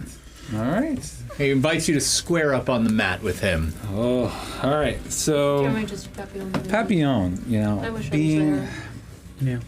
What the in the world? the dancer he is, light on his feet, comes out with like this kind of like stance here. Yo. Light on Gets his kicked feet, in out In the and back open, parts. you know? I would have done the exact same thing. I was about to be like, "Why are you standing?" And then you started getting into it. I was like, "Oh, hell yeah!" All right, how's this going down? Hang on 1 second for me. All right. I was not expecting to do this, so I'm going to sort of just quickly draw up a few stats. 20s in all stats. Yeah, right. All stats are 20s. Just give me a moment to write a few things down here. I'm actually going to do this via the Goog. The goo. Because I know exactly what I need. Black dragon comes out of the back room. That's your With like a sparring monk partner. headband on. Oh, Wax on, wax off. Yeah, right. Wax on, face off. Eric, for a second out of the corner of my eye, I thought that was the Jack bottle. The what? what? The bottle of Jack. Oh, I was like, okay, that kind of weak, huh? yeah. You're not going to work tomorrow, are you? Do we have any more WAB stickers? This is so random. I have a ton, just not on me. Did you get one? I don't think I have Why? any on me. I had like. Got it. I thought that said autism. What is it? Authenticity? It's closed. Oh, okay. Oh. Get that dog in you. All right, I'm just drawing up a few things here. We are going to dance. Pet that dog. All right, so the two of you square off. Let's roll for initiative. Oh shit. We lose immediately. Oh, that's not good. That's gonna be a 9. A 9. I'm looking to see what my initiative bonus is based on my roll here. I have an 18. Plus 18? What? Plus 18 to initiative? No, I have an No. 18 as my roll. Oh. Who Yeah, I have a the plus hell? 18 to initiative. No. I had a plus 10 or 11. All right, so you're dancing, It's a row. and he sort of forms this very serious stance. Hands flat out. Ooh, little He mantis. eyeballs you up a little bit, and then out of nowhere he comes in, and he attempts to come in and over right around the clavicle on your left side. Beautiful. Straight up And karate chop to start? Straight up karate chop to the clavicle. He's starting with that. I'm gonna roll my new dice, He's like, and "I that want the is going to money." be a 21 to hit, That's gonna hit me. Happy honest. and that is going to do 11 points of bludgeoning damage. Here's what we're gonna and do. Papillon's paying This for the is book. this is the test, and I'm testing my abilities. I'm gonna try to redirect it. So as he comes in, aiming for my clavicle, I'm trying to. It's coming in this way, right? Here. Yeah, yeah. I want to turn with it Okay, and throw him you want to try and turn and throw him. as flavor for the redirect. I would say. I'm trying to see. So, in your redirect, do you have a roll for that? Yeah, I roll 1d10 Yep. plus 11, and if I go over the damage threshold, I shoot the damage back at you. Okay, that sounds great. 21. I got full. 21. So tell me again how that If it's mechanic 21 works. if it's under 21 points of damage that you did to me, Yeah. all the damage you were going to do to me goes back to you. Okay. How many damage did I do to you? 11. 15 or 11? 11. 11. So it is under. So I take 11 points of damage. Yeah. Damn, that's amazing. That's cool. Okay, got it. He's gonna kind of just spin around in that redirect. You see him sort of take the impact, and he kind of looks at you for a moment and like raises an eyebrow. It's on you. All right. I am going to. I'm gonna kind of like attempt to use something I haven't had the privilege to use yet. I'm going to.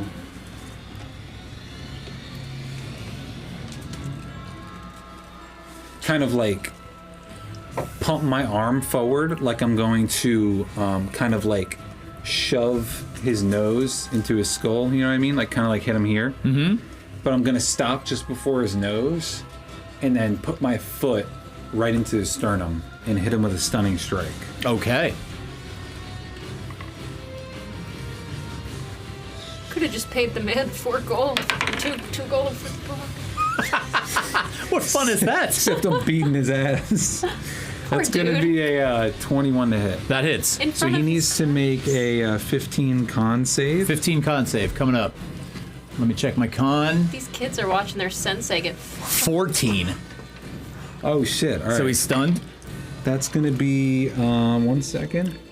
That's going to be 7 points of damage, and he has a stun condition till the start of my next turn. Okay, remind me stun condition again. I don't have it in front of me. Incapacitated. Incoming attacks have advantage, auto fail, dex saves, and strength saves. But he can attack. You're incapacitated. I'm incapacitated. I can't attack. Take actions or reactions. Can't take actions or So reactions. he's Got it. automatically So I get- unstunned. Yes. So I get advantage. All right, I am going to hit him. So you basically gain a second turn. I basically gain a second turn, but my attack's at advantage now. Yeah. Yeah. I'm going to hit him with a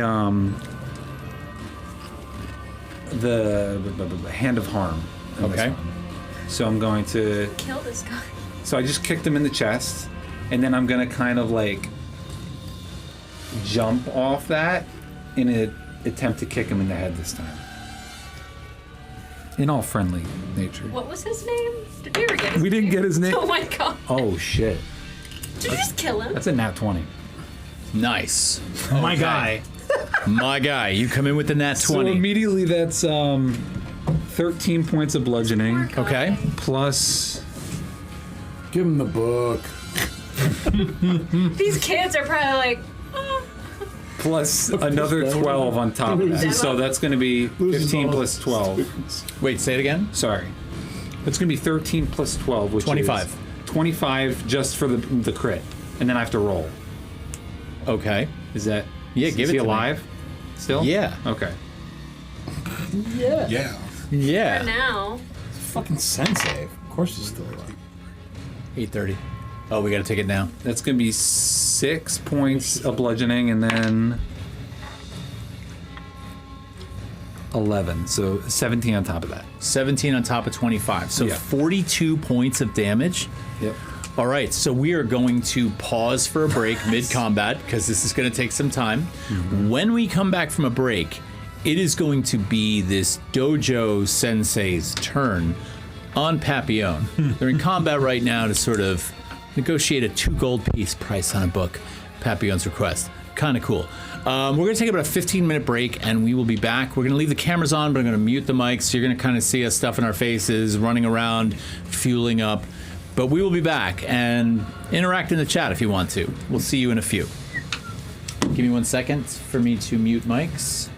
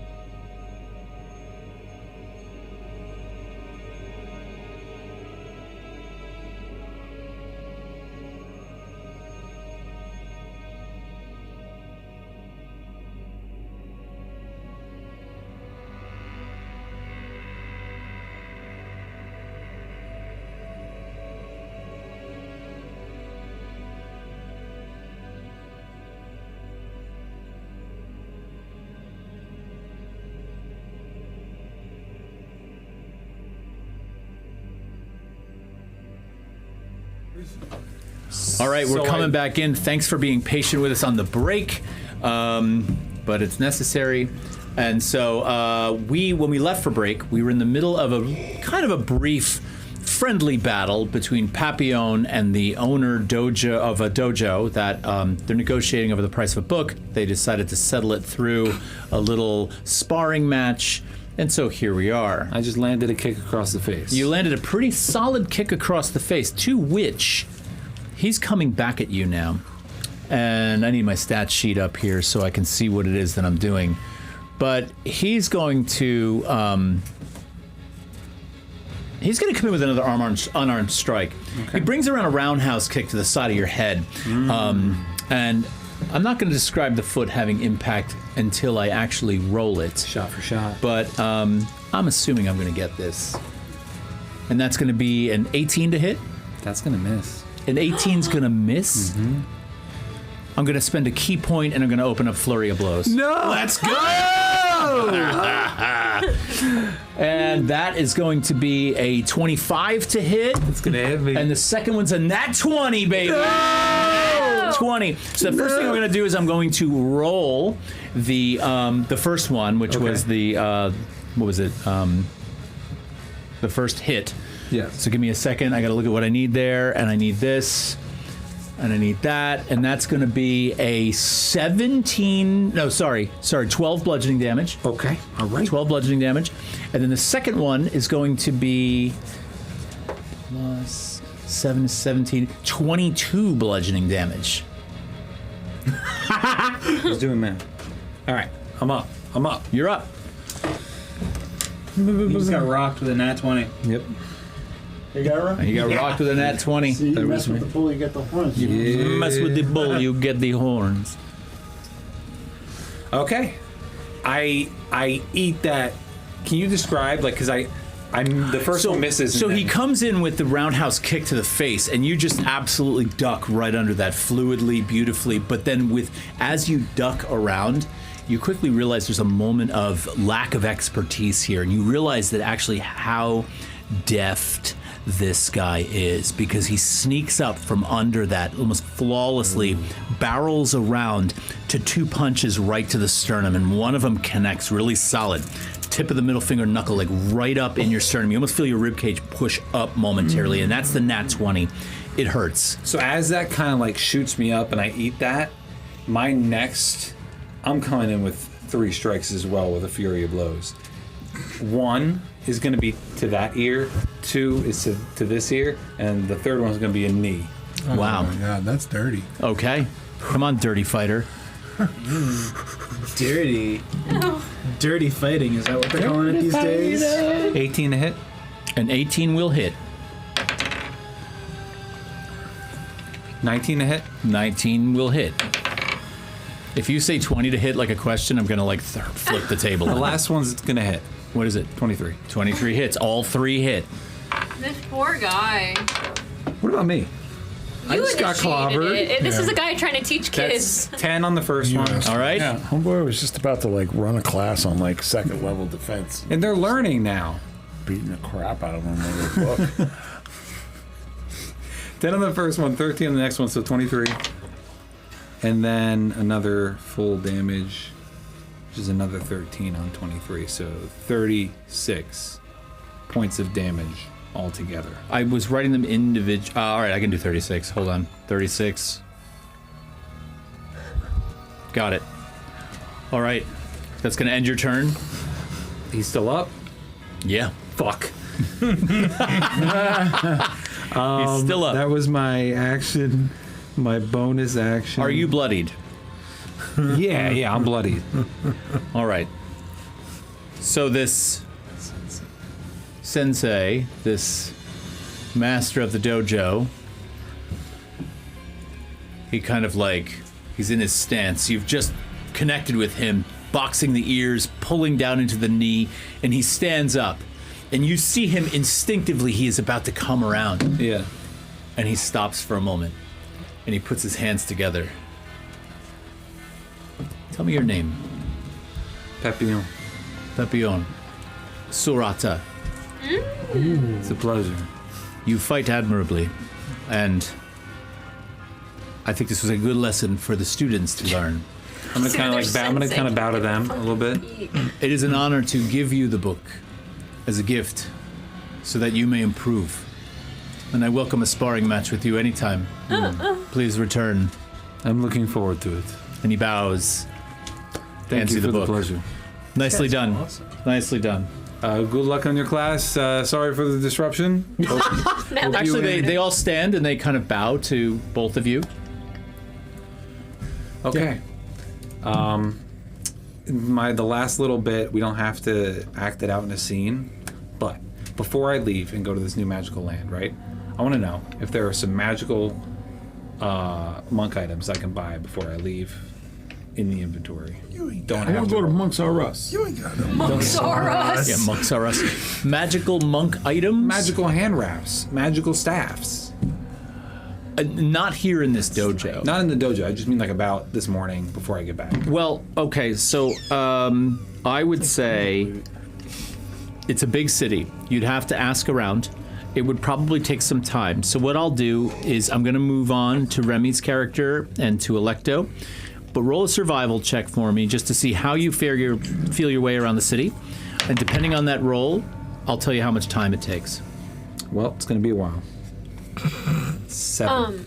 7 it is. I'll get back to you. Really quickly, what's the name of the druid that we were trying to get in contact with? That's supposed to be Thalwyn. Thalwyn. I knew it started with a T. I just wasn't Yeah, sure. Thalwyn. So, when Remy wakes up, the first thing that she would try to initiate is I want to try to see if I can connect with them through the network. To connect with Thalwyn through the mycelial network. Yeah. All right. So you'd have to go outside of the observatory and sit on the ground. Okay. And this is like, Remy's used the network sparingly since everything happened a couple of times Since back. your blow up. Well, even before then, when the whole Calagenia situation happened. True. She's been very hesitant. But, so, yeah, she goes outside, sits down, kind of one with the grass, and, yeah. Okay. I'm going to have you roll a wisdom check for me.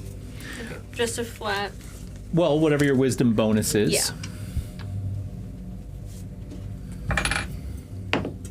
Oh, Jesus Christ. An An 8. 8? So, an 8. It's a 2 plus 6. Okay. So, Remy is rusty. No. Okay. I have a scenario for Okay. you.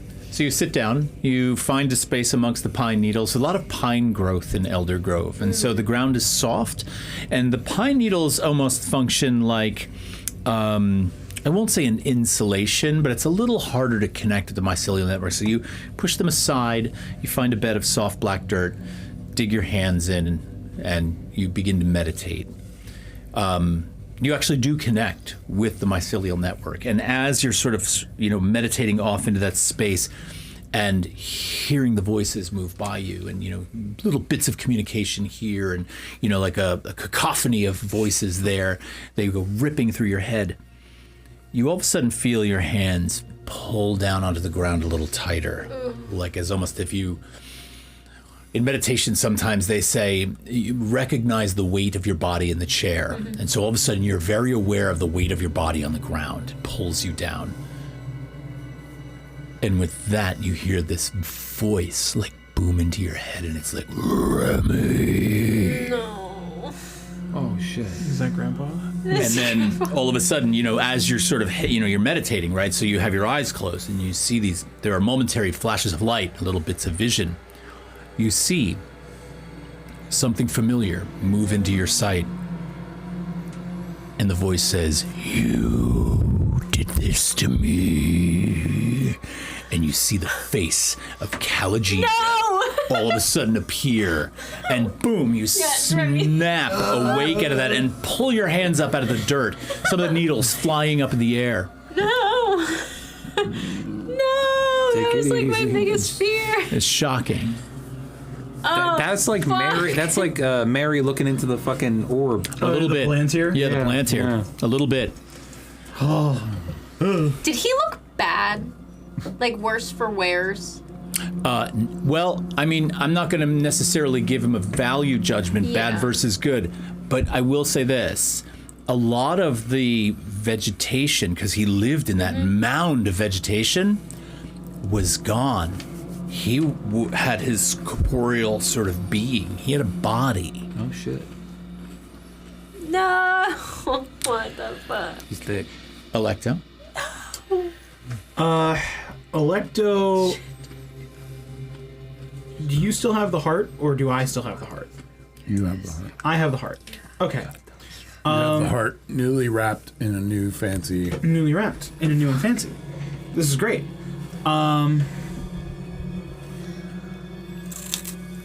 I am going to, because I don't want to go out alone with the heart. Don't find me hyperventilating Yeah, in the grass. I'm gonna find. I want to find Remy. You okay? I think we need to leave soon. Yeah, it seems to be the general consensus. Well, I'm gonna go out and try and find a place to gear up. I don't have many ranged options. You want to come with? Sure. Was Electo there for the Calagenia situation? Or was that before? Just now? No, in the old days, no. No, okay, that's No. what I thought. Okay, yeah. No. Okay, so yeah. I'll come with you. All right. And I am going to wander into the city, and I'm going to look for a place where I can find a heavy crossbow. Okay. That's not going to be hard to do. There are weaponsmiths around, and so it's not long before you wander into one that seems suitable, you feel comfortable in, and there are actually quite a number of bows, crossbows, both handheld, small and large, or heavy and light, I should say. And so, you also notice that there is probably a little bit of a I'm losing my mind. The word for someone who makes arrows and Fletcher. Thank you. So there's clearly a Fletcher on staff at this place because there's a variety of arrows and bolts available, and they seem to be sort of categorized. So yeah. All right. I'm gonna kind of walk over to the counter. I'm not like directly up against it because I know that whoever it is isn't gonna be able to see me if I'm directly in front of it. He's probably taller than I am, so I'll like take a few steps back and I'll just kind of like hold up a hand above the counter. Hello. Yeah. Oh, Hey, down here. good day. Yeah. Hi. What can I do for you? I'm looking for a ranged weapon of the heavier crossbow variety. Have anything that I could possibly work with? Wait a minute. You're going to carry a heavy crossbow? Yes. Really? Yes. Interesting. Sure. I have no ways. I've got one right here. And he pulls this massive crossbow out. Now, for a halfling, this is a monstrous instrument. Yes. And I was like that. Yes, and. I was looking at the item description in the 5.24 rules. With the heavy property, I can use it because my dexterity score is above 13. It's either strength or dexterity has to be above 13. And though I have a 10 in strength, I have a 19 in dexterity. So Gotcha. I can effectively use it. So let's just play up the narrative a little bit Yeah. here and apply some logic. As he Yeah. hands it over the counter to you, your hand nicely fits inside the grip with the trigger. Your other hand instinctively knows where to hold it to counterbalance. But the rest of your 10 strength body struggles with it momentarily. Yeah. And so there's obviously some weight here that might become an issue for you at some point. Yeah. But so be it. So my idea there is Electo kind of, she's holding the thing and she knows she's not going to be effectively like using this thing in a ongoing like pushing forward attack. So she's kind of experimenting with the idea of being more stationary in combat. So she kind of hunkers down and gets down on one knee, and positions the crossbow so that it is like the stock is in her shoulder. However, she is holding it with her elbow resting on her knee and is using the full weight of her body to hold it in one direction. And then as she kind of stands up, should we say for purposes of compartmentalization of inventory that there's like a strap for it to go on like the back of something? Absolutely, yeah. She kind of uses, instead of like getting up normally, what she does is kind of heaves the heavy crossbow kind of under her right arm, and uses the kind of shifts the weight in such a way that she is almost knocked onto the floor, but is able to catch herself, get up, and tighten the strap in one fluid motion. Yeah, I can see that, because you're talking 15 pounds or so this thing weighs. It's pretty chunky. 18 pounds. Yeah. 18 pounds, okay. Yeah, so the proprietor of the store kind of like has a smirk on his face a little bit as you're struggling, but says, well, it's going to cost you 50 gold. I'll throw in 2 boxes of bolts with it, but... I'm looking for a weapon. This isn't to the guy. I'm wondering if we could do a deal. Are you together? Maybe? Yeah, we're together. Oh, I didn't realize you went. Okay, Yeah. great. Yeah. Do you have the heart? Yeah, Electo's got it. Yeah. So you've got a heart slung around your back. And No, I was envisioning the Like a fanny pack situation? yeah, kind of either like a fanny pack or like a, or no, it's it's a baby This sling. this thing's this big. oh, Yeah. okay. So yeah, so chances are that Electo would have passed the heart to Remy. I or- wouldn't have taken it. Oh, you wouldn't have taken it. No. Then balls. You played yourself. Come back for it. Sorry to No, yeah. be the bearer of bad Well, thank details, you. but It was cool in my head for a moment. Remy would. Give it to some guy. Electo kind of like removes the heavy crossbow and it's like, have anything one-handed? I do. Is it a hand crossbow? Yeah, I've got a hand crossbow. The light crossbow. Hand crossbow is only 3 pounds. It's definitely one-handed. Yeah. Hand crossbow, heavy crossbow. I don't know if the... It's kind of funny how the hand crossbow is more expensive than the It's versatile. light crossbow is two-handed. the hand crossbow is light, Yes. but it's more expensive coin-wise than the heavy crossbow. Well, because mechanically speaking, it's going to be more difficult to like- pack that kind of punch into something yeah, smaller. makes sense.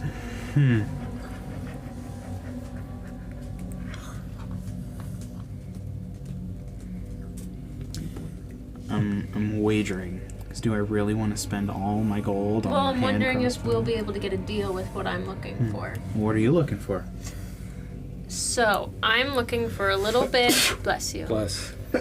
Bless you. Thank you times like 4. I'm so sorry. I'm You're so looking blessed. for Bless up. kind of the best of both worlds in my book. And I'm not sure if I've seen anybody around with them, but I'm looking to kind of get my quarterstaff here with almost like a rapier fixed to the top. What the fuck? Or something similar. A glaive? Is It that the would be word like for a it? glaive. Yeah. Yes. Yeah, then Yes. that's what I'm looking Glaives are for. awesome.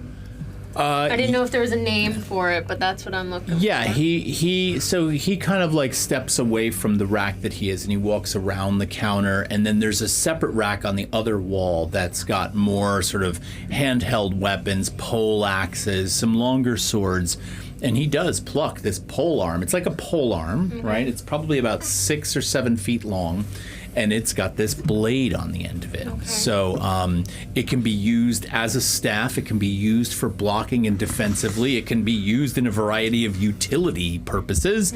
But at the end of it is this gleaming, curved, sharpened blade. Yeah. That's what I'm looking for. Yeah, it weighs about 6 pounds. Yeah. So it's not incredibly heavy. It does not have the light, quick finesse of a rapier, Yeah. right? But it does have a variety of other, like, sort of properties that would allow you to use it. So is it more so like a swing, or can it also be like a stab? You're saying it's got like a curve. Yeah, so the damage on a glaive is slashing. And Okay. so that's going to be more, swinging it Swing it. across rather than a piercing damage of Yeah. a poke. Okay. The blade is designed to cut across. Okay. I have a question. As a druid, are you allowed to use metal weapons? I also took a class in Rogue. Oh, A okay. level in Rogue. Just making sure, because I know druids have a stipulation, right? They do for certain things, but I don't think it's with weapons. It is with armor. Because I've used weapons Okay. before. I thought they were only allowed to use like wooden weapons. It's armor, I think. It's armor. Yeah. That's on me. It's all good. How much is something like that? This one's going to set you back 20 gold. Okay. Would we be able to maybe cut a deal with 2 of our weapons? You looking at the hand crossbow? I think so. 95 gold. I typically throw in 2 boxes of bolts. I'll tell you what. I'll do the 2 weapons for 85 gold, but 1 box of bolts. Works for me. Yeah. How much do you want to put down? Whatever. Because I have 76 gold in total. Okay. Do you want me to do... You said 85? Mm-hmm. Do you want me to do 40? And you do the rest? That'd be 45. 40, 45? Yeah. Yeah, I'll put down 45. Alright. Cool. All right, so he reaches under the counter. He pulls up a box of crossbow bolts for the hand crossbow, puts them down, places the hand crossbow down. He's like, would you like this wrapped? No, thanks. Didn't think so. Lays the glaive down on top of the counter. Mentions to both of you the glaive does 1d10 slashing damage. Just not that he would say that in those words, but just to Yeah. have an idea of the type of damage. And on the hand crossbow, you're doing 1d6 piercing. Yeah. Is it the Yeah. glaive of And then I vengeance? also... No, it's not the glaive of vengeance. When I type in glaive, that's what Two comes up. glaives. There it is. I glaive. found it. The D-glaive? And it's also got the reach property, so your melee range is 10 feet if Yes. you use it. So you can stay out of Fuck yeah. the way of stuff. It is a nice weapon. I'm excited. I like the... Because the thing about... The reason why I wanted to get a crossbow was because when I multi-classed into Ranger, I got access to the mastery properties for hand and heavy crossbows. So I was thinking about the heavy crossbow because of the mastery property being push. But I haven't really been sniping. I've been up in there. So I think the hand crossbow was probably a better bet. 'Cause it's got the same mastery property as the short sword. Well, you have Vex on this one, which is going to give you advantage on the next attack if you hit. Yeah. And I can do steady aim as a bonus action to give myself advantage on the first strike also. Which is what I've been doing with my short sword and my scimitar. I didn't think this was just a mere arbitrary purchase on your part without it having some kind of like ridiculous OP potential for you. Yeah, nah. It's you I'm dealing with. All right. So the 2 of you are set. You have your book. Would you roll a 7? Yeah. It could probably take you more than an hour to locate the shop you're looking for. You do know that the party is looking to kind of get going. Do you want to go looking for this? Well, I don't know how long like we had. It's also pretty early. So I'm not sure what time you guys were all planning on leaving or how you communicated getting back. I mean, if it's quick and easy, I'll do it. We don't have to roleplay it, but if not... Branmorn, what were you doing all this time? If they left to go shopping, I think I would have maybe went to gather the horses Okay. in the cart. Bring them back to the Bring them meeting over place. towards the observatory just to kind of prep. Maybe just talk to Dane. Mm-hmm. See if he made out at all with the sending stones and what the plan is to attempt to try and locate this Dalwyn Okay. at all. Well, in the time that they're gone and you're bringing about the horses and the carriage and packing things up and kind of assessing everything, by the way, is the body of Little Rain Socks still in the cart? My brother in Grace. I thought she got put in a bag. Did she get put in the Somebody bag? put her in a bag. Was it Cersei that put her in a bag? Well, she went in a jar in a bag. but then I thought maybe. Cersei grabbed her. I don't remember. Yikes. Okay.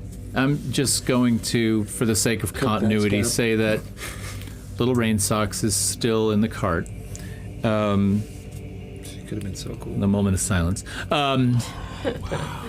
But as this is all happening, Farron, who is the assistant to Dane, Okay.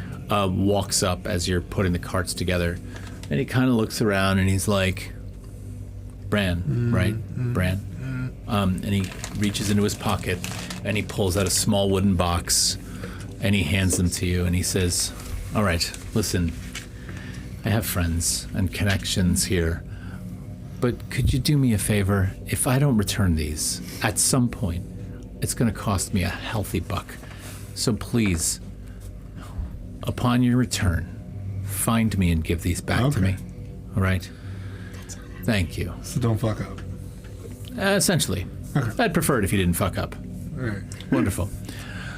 He's like, best to you on your journey. I have an exam. I have to go. This guy's dope. What a guy. Fucking This love guy this hates guy. us. And he kind of turns around and heads back down the road. And he head back down the road. Now, like, We know the general location to look for this guy in the woods. no, we don't. The were guy's told. lost. The guy's lost in the woods. No one They knows told where he us. is. They told us like around a certain area, Oh yeah. Okay. right? Yeah, it was an know- area that was named, right? Okay. Am I know going the crazy? group is not fully together, but like I'm staring at this box. Like I open the box and there's two What? stones. There are 2 sending stones. The fuck is the plan with these stones? Give it to the guy in the observatory. Isn't he coming with us to like go look for this guy? Dane has made it very clear that he's going to help you find The guy. the guy and the portal, Dane was not gonna get fully. one. Originally, Okay, it was and the then portal. Dane will Dane receive has one of one, the we stones have so that we one. have a contact. Yeah. Yeah. Okay. All right. Good. We cleared that up. Glad we got it. So I'm prepping. I guess I'm waiting for the shoppers to come back Should we? to the observatory. Well, did you tell us where you were going to get the horses? Oh, you were going back to the observatory. Yeah. We're all gonna regroup. Well, Okay. Thrud's still asleep on the observatory floor. Yeah. Wake that. So So I'm done in this. Hey, yo, ma. We would have been on our way back. Yeah, 100%. Give me 1 second. One. Bruh. Papillon's gonna try and wake up through to get dropped. Yep. Let's be real. I've also I spent a lot of hit points already today. Exactly. I'm gonna die. Through, don't you have a smite option? So, were you going to find this shop, or 5 times, you tell me. Well, like I said, it would take time, and you would probably cause the rest of you to get back somewhat late. Up to you. All right. Fuck it. Why not? Okay. we're not gonna have enough money, but go ahead. It's not gonna matter in the Fae realm. You find a small magical shop. Yes. That is, it's a tiny little hole in the wall. The door to it is actually sort of a sort of, if you took half of it, ellipse, right? So it's almost like a moon, like a half moon. The door is wooden, much like the rest of the architecture. The shop is open. There is a small tag that hangs in the window, a little wooden tag that says open. It's very dimly lit. You open the door, and as expected, there is an elderly elven gentleman behind the counter, and he kind of like eyes you a little bit suspiciously. Bruises on my face. Yeah, I was going to say, he notices that you're a little bit beat up and that your fists are also sort of bruised. And he says, good morning? Yeah, good morning. Is there... I think it is a good morning, in my opinion. Wonderful. What can I do for you today? Do you have anything like this? I'm gonna kind of pull out my quarterstaff, or like any type of like special hand wraps or something. Hand wraps. I do have... You're a fighter of some sort, is that right? Yes, one might say a monk. Yes, I don't know you well. Where are you from? I'm from the north. You're from the north. Yes, Roll a deception check. I am from the north. Well, you're from the west. It's sort of northwest. Are you attempting to deceive him? No. Okay, so you're being honest. Yeah. All right, never mind. He kind of looks at you now. Of course, you're kind of beaten up a little bit, right? And he's like, I have something. Just hold on one moment for me. Okay. And so he goes in the back room. And when he emerges, there's another man with him. What the fuck? This man is about 6'5". He's kind of wearing a vest. It's like a leathery vest, and he's very well built. And he comes I out, got the magic gimp coming after you. Yeah, it's like, what is this, Pulp Fiction? and he kind of and he also has a box with him, right? And so this man comes out. The two of them come out, and he's just like, "This is my son." Mage gimp. It is clearly not his son. Okay, they are not at all the same ancestry. We don't discriminate between adoption. You very quickly and clearly, without any kind of perception roll, ascertain that this man will annihilate you. Hey, you said he's about 6 feet tall? He's about 6'4", he's very tall. So am I. Okay, I'm but sure he'll beat my ass. okay. You go ahead and, you know what? No, listen, You're the king of fuck around and find out. Do it. Push that button. You are. Where has this session gone today? so great. This entire session. You are has built like an owl bear. Uh-huh.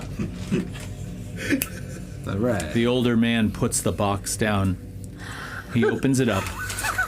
And inside are 2 rolls of white bandage. Okay.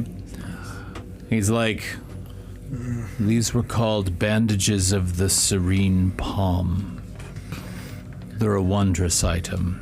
They are quite valuable. Only to be attuned to by an actual monk, which I will assume you are. I am. When wrapped around the hands, these cloths empower unarmed strikes. Unarmed strikes count as magical, if not already, so that's the first thing.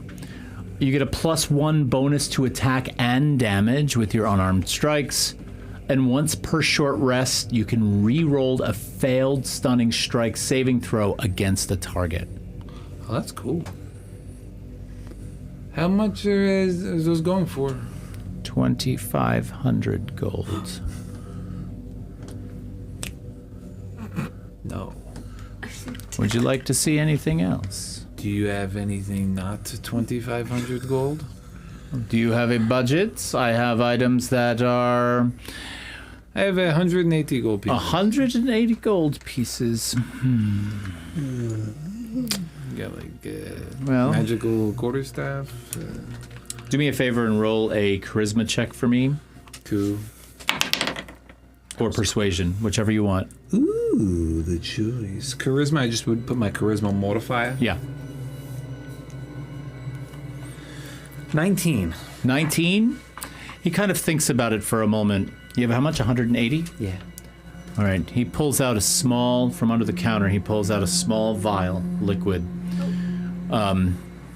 Elixir of Inner Harmony. You like this one. I normally charge 250 gold for this, but for your 180, you seem like you've had a rough morning. I'd be willing to make the sale. When consumed, you regain 2 key points.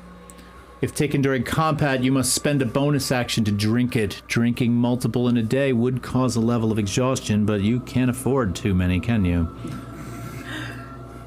Sick.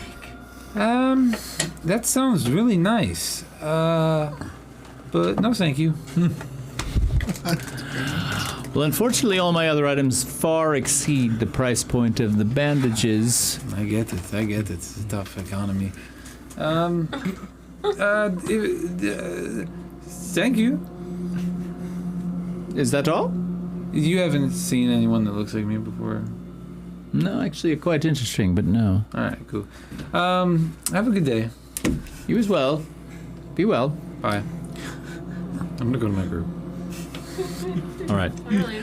You're all back. I'll let you just. You're back. All right. You're back. You kind of wondered where Papillon was, but he has returned. Come back, Bruce. Yeah. He's a little beaten up. He's got a book.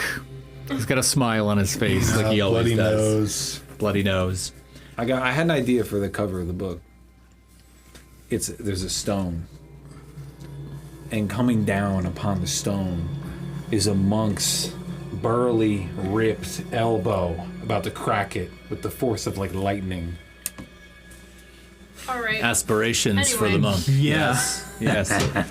All right, so the wagon is packed. We have coordinated with Dane. We have the sending stones. We are essentially ready to roll out. As soon as I saw either Thrud or Bran, whoever was first, I would tell them about that meditation incident. Okay. So whoever was there, if you Thrud's did it at the same still time. sleeping, I So believe. then it would. So then you maybe. We need to go. No.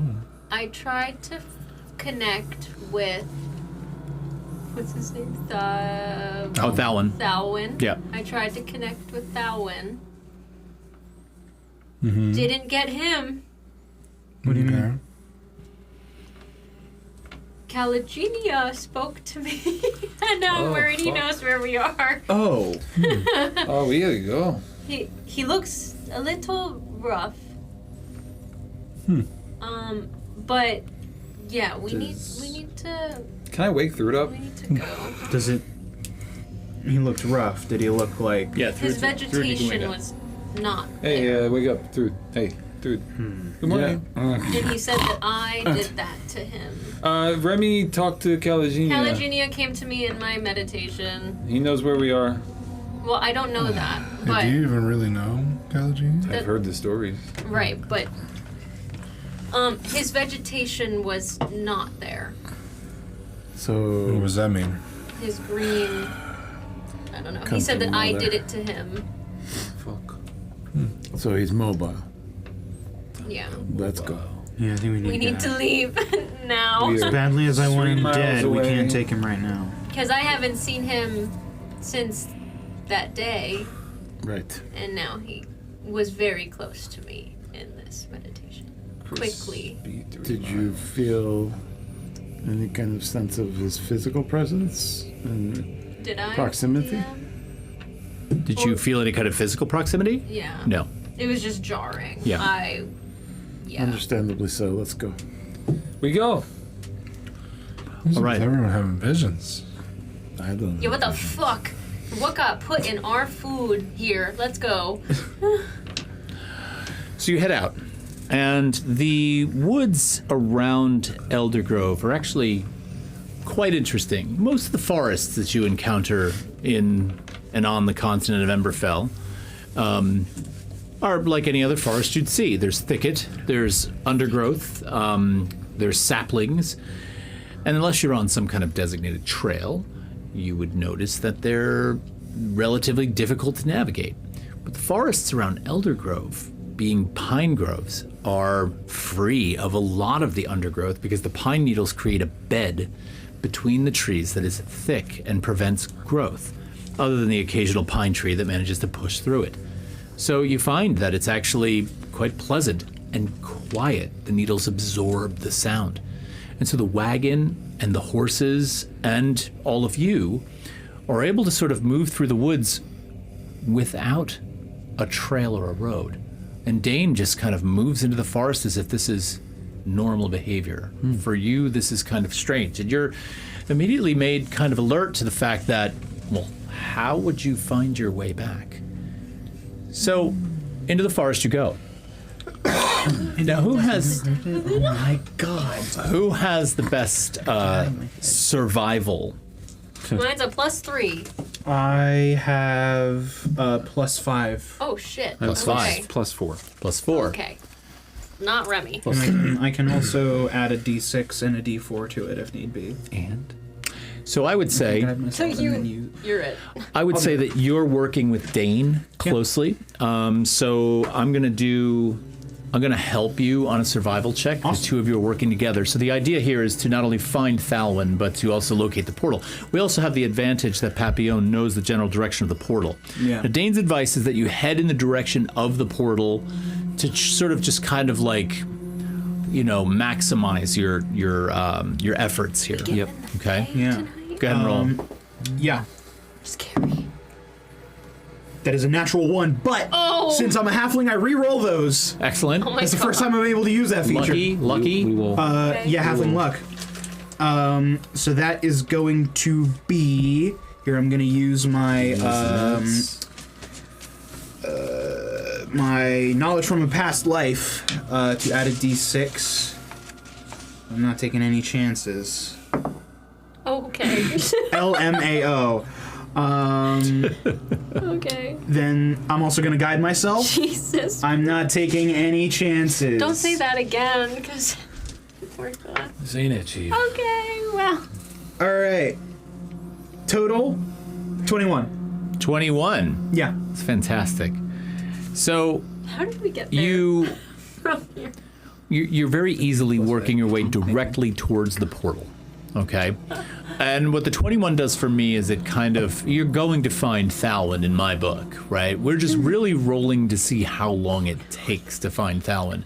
The longer it takes to find Thalwyn, the more encounters you have trying to find Thalwyn. But with the 21, you rolled rather well. You're So 3 miles through the woods probably will take you, given the terrain, 2.5, 3 hours. That's nothing. Okay. That's cake. Rock. So in that time, I want somebody to roll a d20 for one encounter. I'll roll it. Yay. Rogue corner. We'll use the green for woods. Fuck it up. 10. A 10. Would go. You managed to get through the 3 hours with relatively little Okay. in terms of what you see. A wisp. You see the occasional woodland creature. There are no wisps. No will-o-wisps. Roll a DC. But about 3 hours goes by. Okay. All right. Now, I said you'd find Thalwyn, but what you find before you find Thalwyn is what appears to almost be a clearing. This is it. This is the spot. So you see light shining through the pine trees, and as you approach the clearing, the world, the space around you almost feels like it's holding its breath in a strange sort of way. There's almost like a pause. The trees, which are, older than you can possibly ascertain at this point, because the deeper you've gone into the forest, the older the forest seems to get. They're totally ringed in moss. They almost lean into this clearing, almost as if they're listening to what goes on in the clearing. The light here doesn't behave normally. It kind of fractures in strange ways. So through the pine needles, the way the light sort of breaks through those, which would typically just be the glinting of light and shadow, it almost seems to refract the light. You almost momentarily feel like you're seeing refracted colors emerging from, like prismatic color emerging from the needles in the trees. The shadows here almost morph and bend into spirals. Something on a very cosmic level, is strange here. Now, opening a door to the Feywild is a saying that you've heard, but as you've learned, it's not that simple. You don't just simply open a door. And as you know, it could potentially be a place that you can't even see if you could. So you're not sure what you're looking at right now. With that, as you're standing there sort of checking out all of this phenomenon, a man steps out from behind a tree that you didn't even see, cloaked, hood up. He is sort of, the cloak that he's wearing is sort of covered in what appears to be almost a stitched together bark. Oh, and between the different stitchings and boundaries of bark, there almost appears to be small little emanations of light that sort of emanate out from the cloak.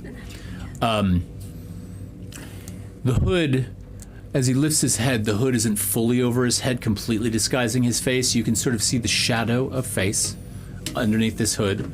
There is a slight beard that is gray-white, and the first thing you notice, Branmorn, is that his pupils are milk white. No! Oh, we're fucked. As if his eyes are rolled back in his head. But it doesn't appear to be blindness that, because he turns and moves directly towards you. He looks, his posture and his head looks directly at you. Now, he approaches, and Dane doesn't seem to be put off by this or surprised by this. Dane almost kind of turns and observes, but does not go for any kind of weapon or get jittery. He seems to be pretty calm. He kind of emerges, walks towards the party. Who has the heart? I think I do. Electo.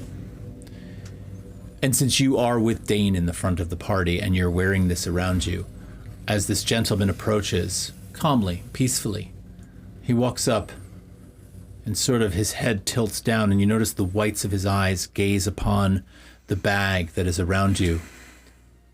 And he very gently reaches out and reverently places his hand on the bag. I'm going to take a step back. And he kind of withdraws the hand and he nods. And he says to you, "You carry a thing born of roots and threads, older than any kingdom of man. It's dying. You should know this. And only a place untouched by linear time, a place where thought grows like vine and dream blooms like flower can heal it.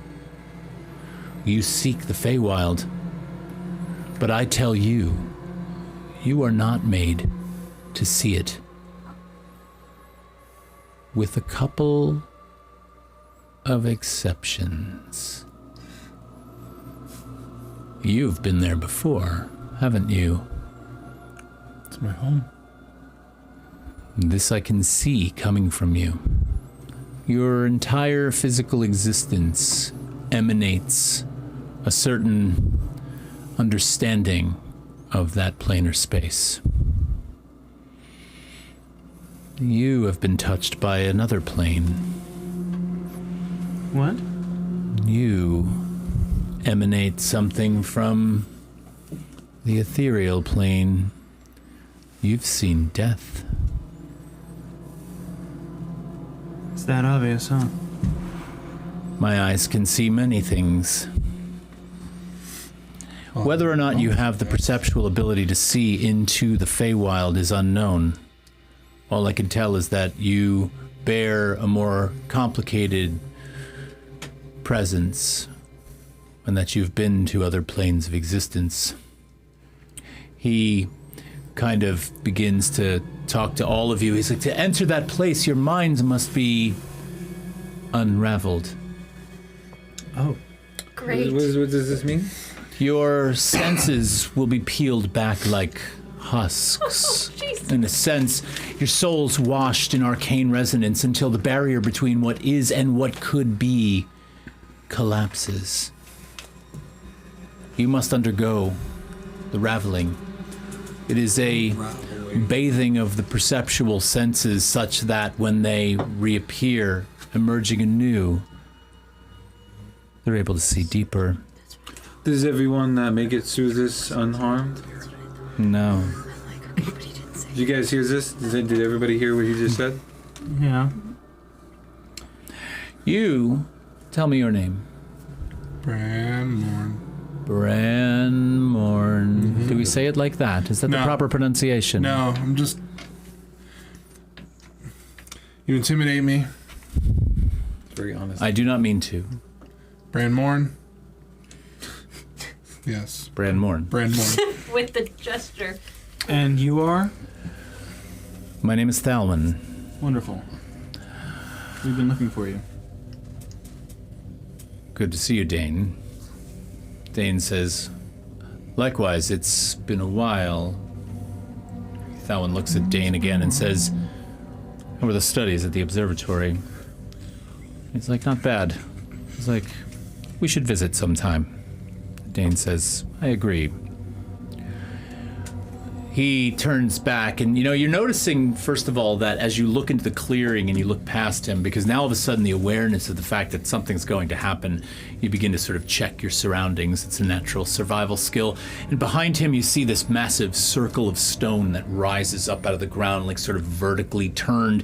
And as you look a little closer, there are these sort of runes, like almost like fungal script, right? If the world of the mycelial network and its interconnected, intertwined, woven presence could be a language, like glyphs, they are sort of written all over the stone. And you could almost swear that they move in the stone itself, which is really interesting. Now, at the center, you notice that there's a sort of pedestal, right? So sticking out from this upward turned round stone, there is an outward facing round pedestal, and it begins to sort of hum, almost as if it rises in pitch as your focus looks towards the center of this space.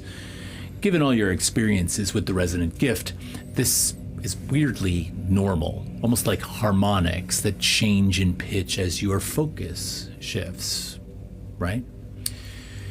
There's a little lattice on the pedestal of crystals that are all woven together. They're pulsing with a light that emanates from within them. And so this is clearly a highly charged, powerfully magical space. Thalwyn looks at all of you and he's like, this is the I'm going to stutter over this word because I love this word, but synesthetic beacon. Nice. Good job. Right? I tried to morph the word synesthesia into its alternate form. Synesthetic beacon. Thank you. There, it came out. It's grown, in a sense, from the crystalline properties of these arcane stones, the songs of moths and other nighttime creatures of flight, bones of different creatures that walk in the moonlight, come together to create this powerfully arcane space. This beacon will flood your senses all at once, all of them. Sight, sound, scent, taste, thought, memory. It's going to overlap, cascade through you, pull them together, and then rip them apart, exposing them for what they are. You will feel every leaf's memory of rain, every spider's tremble on its web. It will shatter the logic of your flesh. If your spirit cannot hold, it's possible you won't return. There are risks involved in this. I'm not going to lie to you. It seems as though you've been through a lot, though. I have confidence. There's a long pause for a little while. It's quiet. You've noticed that in Eldergrove, because of the height of the observatory, there's always a gentle breeze. You're in a forest, so you hear the wind wisping through the pines. It's kind of nice. Nothing here. It is dead quiet. Great. Cool. And then he breaks the silence. Should you endure, there will be a shift in your very consciousness. Not through space, not through but through perception. once there was a forest, where once there was a forest, like in your being, what you see here, there will be wildlands, a place like you have never seen before. The transportation will be complete, both in your senses and in your physical journey. It will happen at once. The very matter and core of your inner biology will have changed. That is, of course, should you make it through this. You will be in the court of possibilities, the Feywild. Now, the druid reaches out once again to you, places his hand on the mycelial heart. He takes a breath. He closes his milk-white eyes, opens them again, and says, "It remembers the Feywild. It's been there before. I think it can guide you. But as you already know, the cost will be yours. Now, do you enter into the light?" Takes a step. How does one get back? If need be. That is a valid question, but one that looks too far into the future, I think. You should know that if you don't complete this journey, it won't matter whether you get back. Okay. Thrud walks over to Electa. Takes her by her tiny little shoulder. It's actually one of those moments where Thrud can just reach down. Yeah, it's great, right? And kind of takes her and drags her towards him and says, "It's time. Let's do this now." Let's go. Okay. All right. Olivia has a question for Todd. We are now moving outside of the game. Zoom out. So You're breaking my immersion. I like triple confirm. So satyrs are from the Feywild. Does that change anything in terms of Remy with this She's cooked. situation? Because I knew satyrs were of the Fey, and I consulted my dictionary over here, and that is indeed that satyrs are. Is this Webster's or the Scrabble dictionary? This is the brain here. Oh, that's And different. it is in D&D Webster's. Beyond that they are Fey. Right. The creature type is Fey. That I know. But I don't know with like my lineage, how I was created with everything that happened, because it was like a hex. So I am going to say, because I think the root of your question, pardon the pun, but the root of your question is really about whether or not you need to do this thing that everybody needs to do, and not to sort of force you into something you don't want to do. But I will say this, one of the reasons that you are a satyr has to do more with a yet unknown Yeah. situation Yeah. So I wouldn't know. between your parents, and you don't know, Okay. right? So I'm going to say that currently, And this druid has no idea about me in that situation. Like they don't know me. you don't know, but Okay. not I'm from gonna what say you that can they tell. Don't, because they didn't acknowledge me. Yeah, they didn't acknowledge it. And two, this druid, Thalwyn, is very clearly able to see Yeah. who has the ability to Okay. perceive the Feywild and who does not. Okay. So you were not picked Yeah, I out in that didn't group. know because. You grab a hold of Electo and start moving towards the light. What about the rest of you? I'm gonna guess. take a moment as everyone's kind of moving towards. I'm like kind of freaking out. I'm gonna take out my little Papillon notebook. I'm gonna take this, open to this page, rip it out, place it on the ground, give it a pat, shut my notebook, put it in my bag, and move towards the light. Remy's got like nothing to lose at this point. So you're joining. Remy's yeah. Okay. As Mom Thrud died. takes that Dad step, might be dead. I'm gonna she die. threads her wrist through the chain and wraps the chain of the heart around her wrist so that she is tethered. Fully tethered. Awesome. I as soon as I see that, I'm gonna hold your hand. As Remmy's just here. as you do that, I'm gonna take my my. Are you on my left or my right? Whatever side you were carrying the heart on. I think I had it slung onto the right. So are you on my right? Why am I anxious? And it would probably, if it was slung to your right. Yeah, sure. Not Okay. the heartbeat. Then I'll kind of like lace my arm under yours and find like a little bit of the armor to kind of like grab a hold of for security. I don't like that. Yeah. Uh-huh, me either. Do you hold my hand back? All right. You all We're walk holding towards the hands? light. Yes. I'm scared. Branmore, you stay put. I'm gonna take Remy's hand in my left. So You see- I have two people on either So side now- of me. We will I'll assume hold Cersei then. we will assume that Cersei is also Cersei's walking probably towards the light. holding my hand. Yeah. I will give Cersei her description when we see her again. I missed this really quick.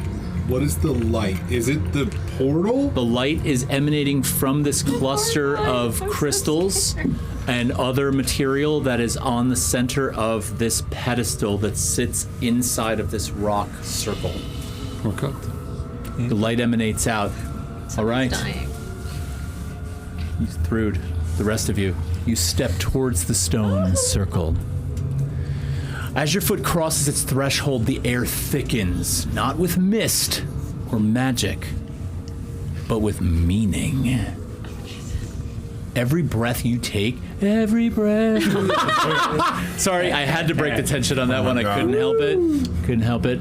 But every breath you take now strangely tastes like memory. Remember, synesthesia. All of a sudden, things begin to cross and morph and warp, where your senses begin to all of a sudden lose their independent connectivity to what you understand. So, things remembered before memory, they kind of had form, right? So things like bark and feathers and soil and shadow. The beacon of the pedestal begins to thrum. Now, as you get closer, things begin to pulse. You feel that resonance moving through you. It's not really a sound anymore, though, like it used to be. Now, that thrum is a color. Violet trembles down your spine. Amber pulses behind your teeth. Blue begins to leak from the corners of your eyes. And then there's this snap. It's not in the air, but it's kind of inside your body. You feel this crack, not like bone, but like consciousness cracks wide open, and the world folds inward. Horrifying. Now, your sight, all the sound around you, it collapses. All of a sudden, smell, which there is a plenty of because you're in a forest, but smell now all of a sudden takes shape, which is very strange. Color begins to sing. You see sound crawl across your skin. You hear your heartbeat echo in a language that you've never heard. You smell time.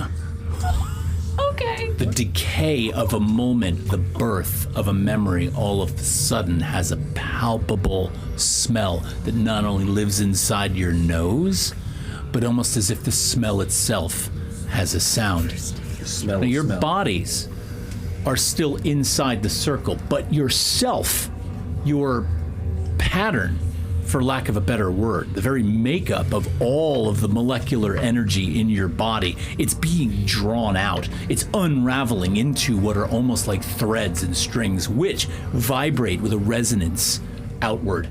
You feel something watching from the edges, something amused, something curious, something hungry.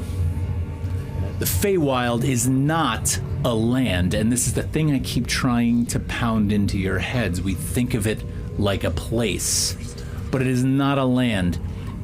It's a will, and that will is now aware of all of you. Did we survive? Each of you is tested in silence. The magic does not ask questions. It simply overwhelms. Yep. And then there's a fracture.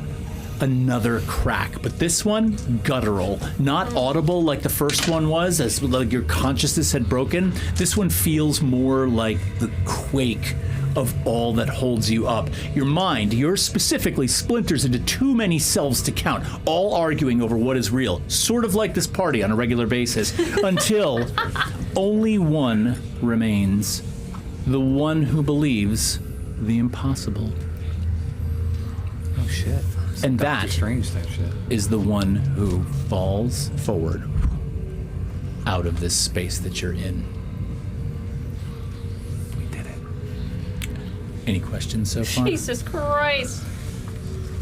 We're dead. Yeah, this is trippy. I'm overstimulated.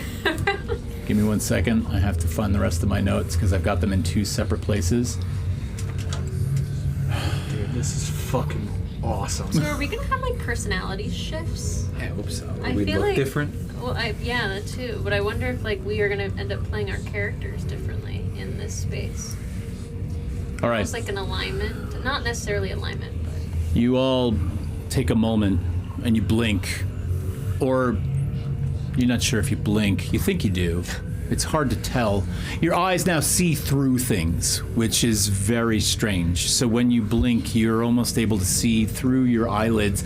Every leaf reveals its entire history. The air is alive, not just with motion, but with intent. Trees lean in with curiosity. Insects hum in chords. The colors in this space around you are all wrong. And that's the first thing you notice. No. Everything is sort of undulating in terms of its color. They're like vivid beyond your original perception of like what pigment used to be.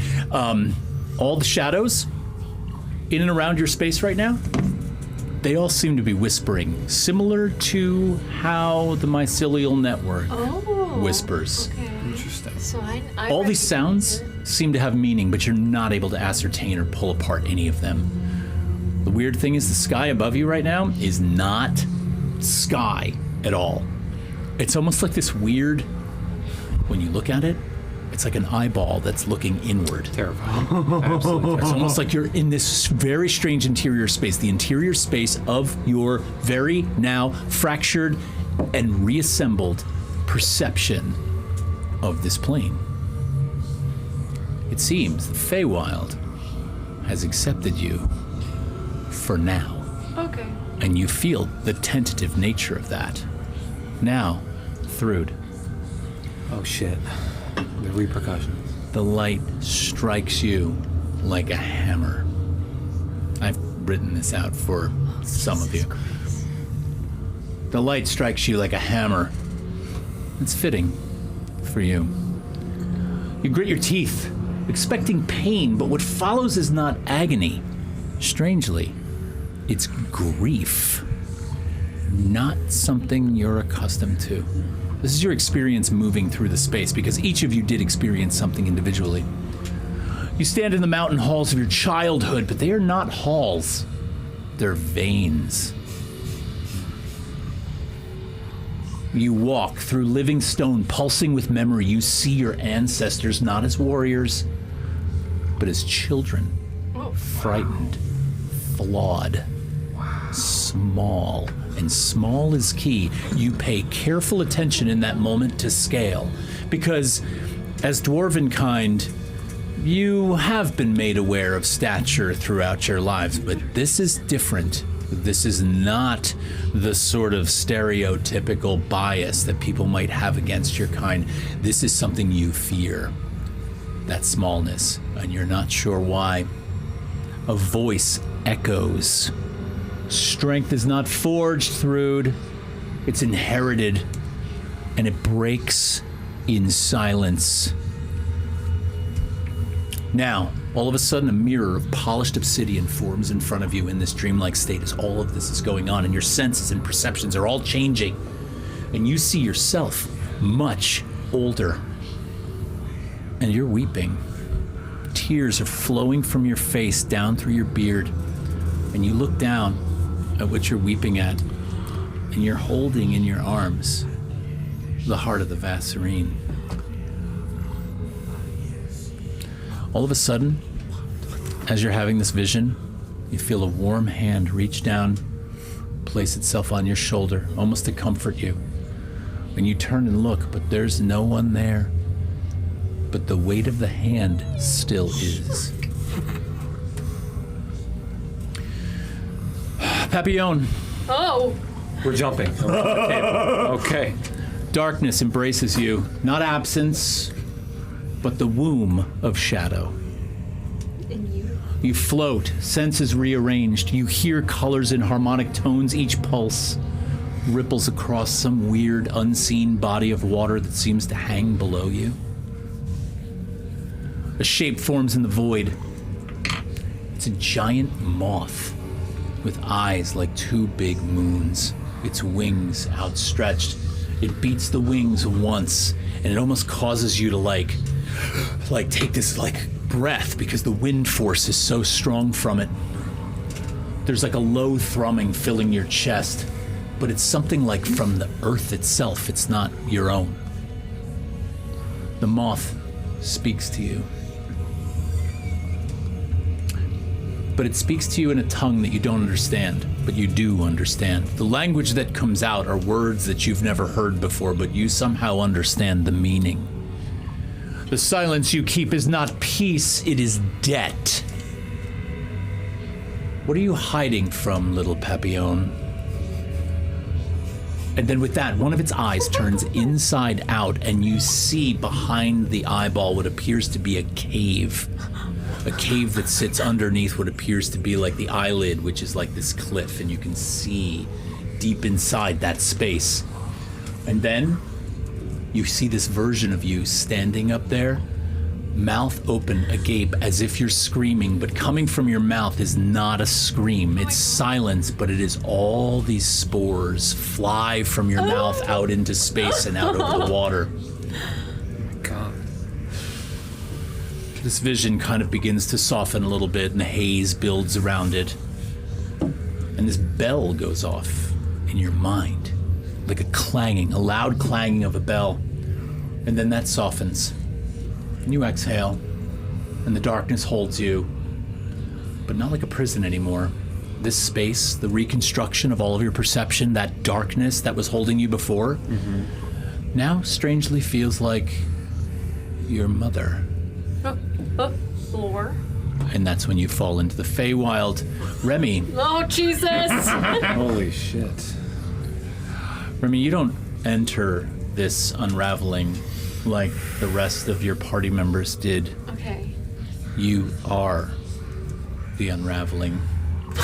Because as the beacon sort of explodes into sensation, like as all of these senses begin to appear, you feel absolutely no resistance. None, unlike the other members of your party, which you're unaware of at this time. But instead, the mycelial heart, it's now in your hands in this space. It pulses once, and you vanish. Like your entire existence is gone. And all of a sudden, you become, and you're aware of this, but you become root, fiber, thread, the very mycelial network itself. You shatter into these parts, down into the ground. You become the underground network. You feel thousands of creatures feeding and dying and rebirthing through you. Which is a very strange sensation given that all your perceptual awareness now has this synesthesia built into it. So you're not only feeling it, you're tasting it, you're hearing it, you're seeing it. And then there's this weird break and a kind of rotting.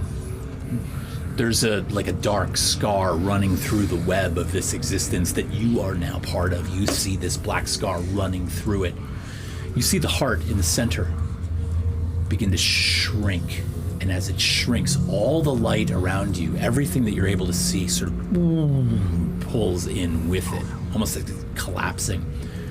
And then there's that voice, almost like the voice that you heard earlier. No. You are its child, but you are not its savior. I'm dying. Can you bear witness without control? And then you see your own hands, which you haven't had for a while because you dissolved. Your hands reach out, and not in a way like a healer would reach out, but almost to kind of clasp together and join. And all of a sudden, as you sort of join your hands in this attempt to reach out and heal, like, and join together the mycelial network to pull it together, this decay begins to wrap around your fingers and begin to dissolve them. You see the black begin to work its way up your arms, and you smile.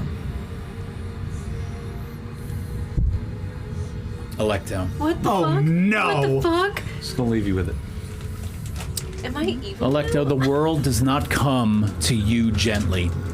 You are ripped apart, strand by strand, until what remains is not a body, not a mind, but just a memory. And her memory is there. The one who came before, the fallen one. You're walking beside her as if the past has folded, and she laughs, and the sound stings your ears with a longing. And she turns to you, and she says, I never left either. I also only moved to the side. And she hands you something. It appears to be a small acorn, but as you look down, you notice that the acorn is actually burning, like a raging fire. The acorn burns, and you take it, but your hands don't get burned. It sits coolly in your hand. And she smiles, but you notice too that her eyes sort of leak out the same blue light that you sort of have that sensation that yours does. And she says, you're not me, but you carry my choices. Let the Feywild judge you by your own.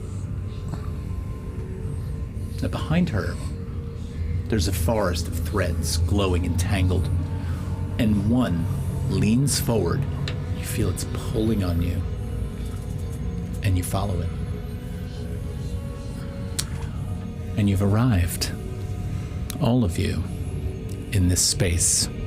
Now those notes and thoughts and dreams and pulsations and the reorganization of all of you, that is your own. Branmore, You're dead. to describe what happens to Branmore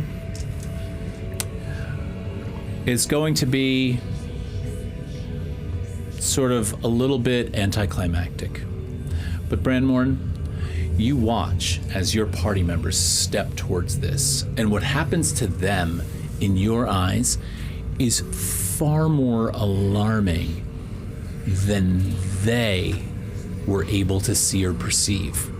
But as they walk forward, you watch as this light circles around the pedestal, comes out into space, and you see it touch each of them. Electo, Thrud, Remy, Papillon, Cersei. This light sort of goes right through the tops of their heads and right down into their core, into the ground. And as it comes back up, you see their bodies turn into husks, shell-like. They burn away. You see their entire existence almost instantaneously evaporate, dry out from all of their moisture, crumble and decay before your eyes and blacken. And then, as the ash falls to the ground and the light comes back up through them, it's almost as if they're momentarily reformed, but as ethereal light, like the electrons themselves that once composed their bodies. They reappear, and then they're gone. And you see them pass through, and in that moment that they pass through, you instinctively take 2 steps forward, and you feel this rush of the most fragrant, cool yet warm air flood your body from out and from within. And you seamlessly step through the door. And all of a sudden, there they are, stunned, confused, looking, in some cases, horrified. as they enter the Feywild. Can I... So, before I have stepped in, did anything apparently happen to the land after they disappeared? Did anything happen to the land where they were standing? No. I'm saying the world. Because Oh, of the heart. entire world because of the heart. That's a great question. You roll a perception check for me. We'll see if you notice anything. Did I turn evil? I'm asking myself that question. as Nope. well. Nope. I think you were too caught up in what was going What on. was going on? Yeah, seeing these people freaking Well, because evaporate. while you did have an innate understanding that they did not possess the perceptual awareness to sort of perceive the Feywild, you had never seen anyone transform, and so you were caught up in all of this, right?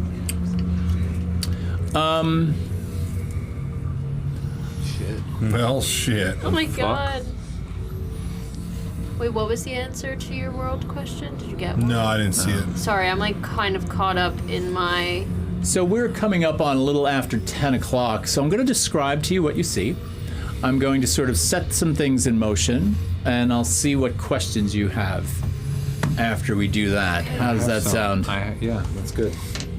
So let me kind of give you a more physical sense now that I gave you all of that dreamlike, ethereal stuff. What the fuck? But, I mean, in a sense, the light itself just tore away, right? And then you had all of these experiences. And it wasn't like this happened in a flash. It was more like a kind of layered experience.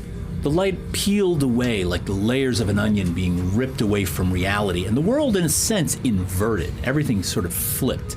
And this might have been a lot to do with your dream states, your understanding of different realities. When you stabilized, once you sort of came back into a consciousness and an awareness that was pulled out of that, you're no longer standing in the circle of stone that you were standing in moments ago. You're sort of standing on this spongy surface. It's soft and covered in moss, but all of a sudden when you look down, you notice that that moss is also pulsing faintly with a kind of life, but not the life you're used to. It is both liquid and light. It's what's the word I'm looking for? It's like a wavelength, right? So you see this below your feet.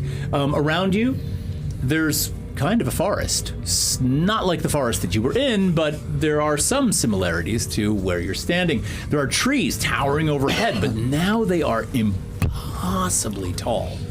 The forests of Eldergrove, pine trees, on a good day, are going to reach 120 feet, maybe 140 on a really old one. These go almost beyond your vision.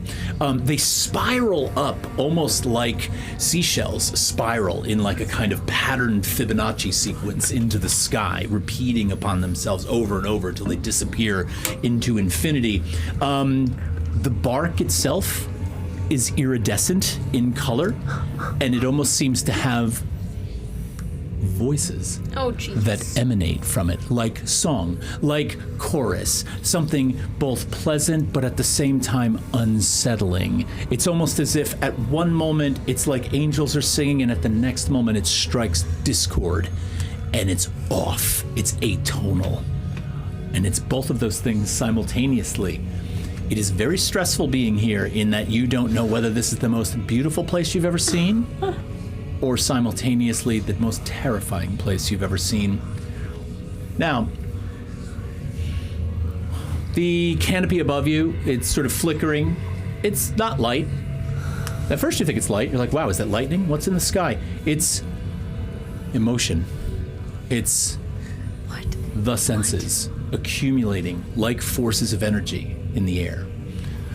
So we have flowers, they're kind of blooming all around you, as you've heard, and as you turn to look at a flower, it recoils, it turns away from you. It doesn't understand your presence here and is actually sort of almost repulsed by your gaze. The very opposite thing you'd expect to happen. A flower is typically a symbol of beauty, but for some reason, by you consuming that beauty, it recoils.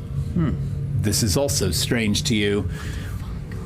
There's vines hanging from the trees. You notice that one seems to almost reach in curiously towards Electo's back.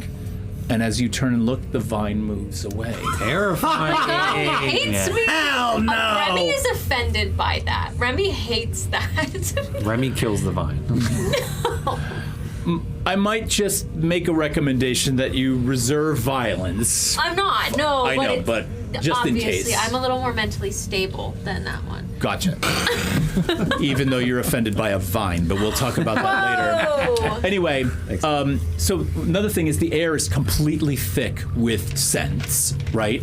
So it's like simultaneously there's the scent of like honey and rot and ozone. You know, like sort of all the elements together in one space, like are just overwhelming the senses. Maybe the taste of metal in your mouth, like not like a stroke, right? But just a hint of something that is sort of more Burnt alkaline. toast. Like the air itself has an alkalinity to it that permeates the senses.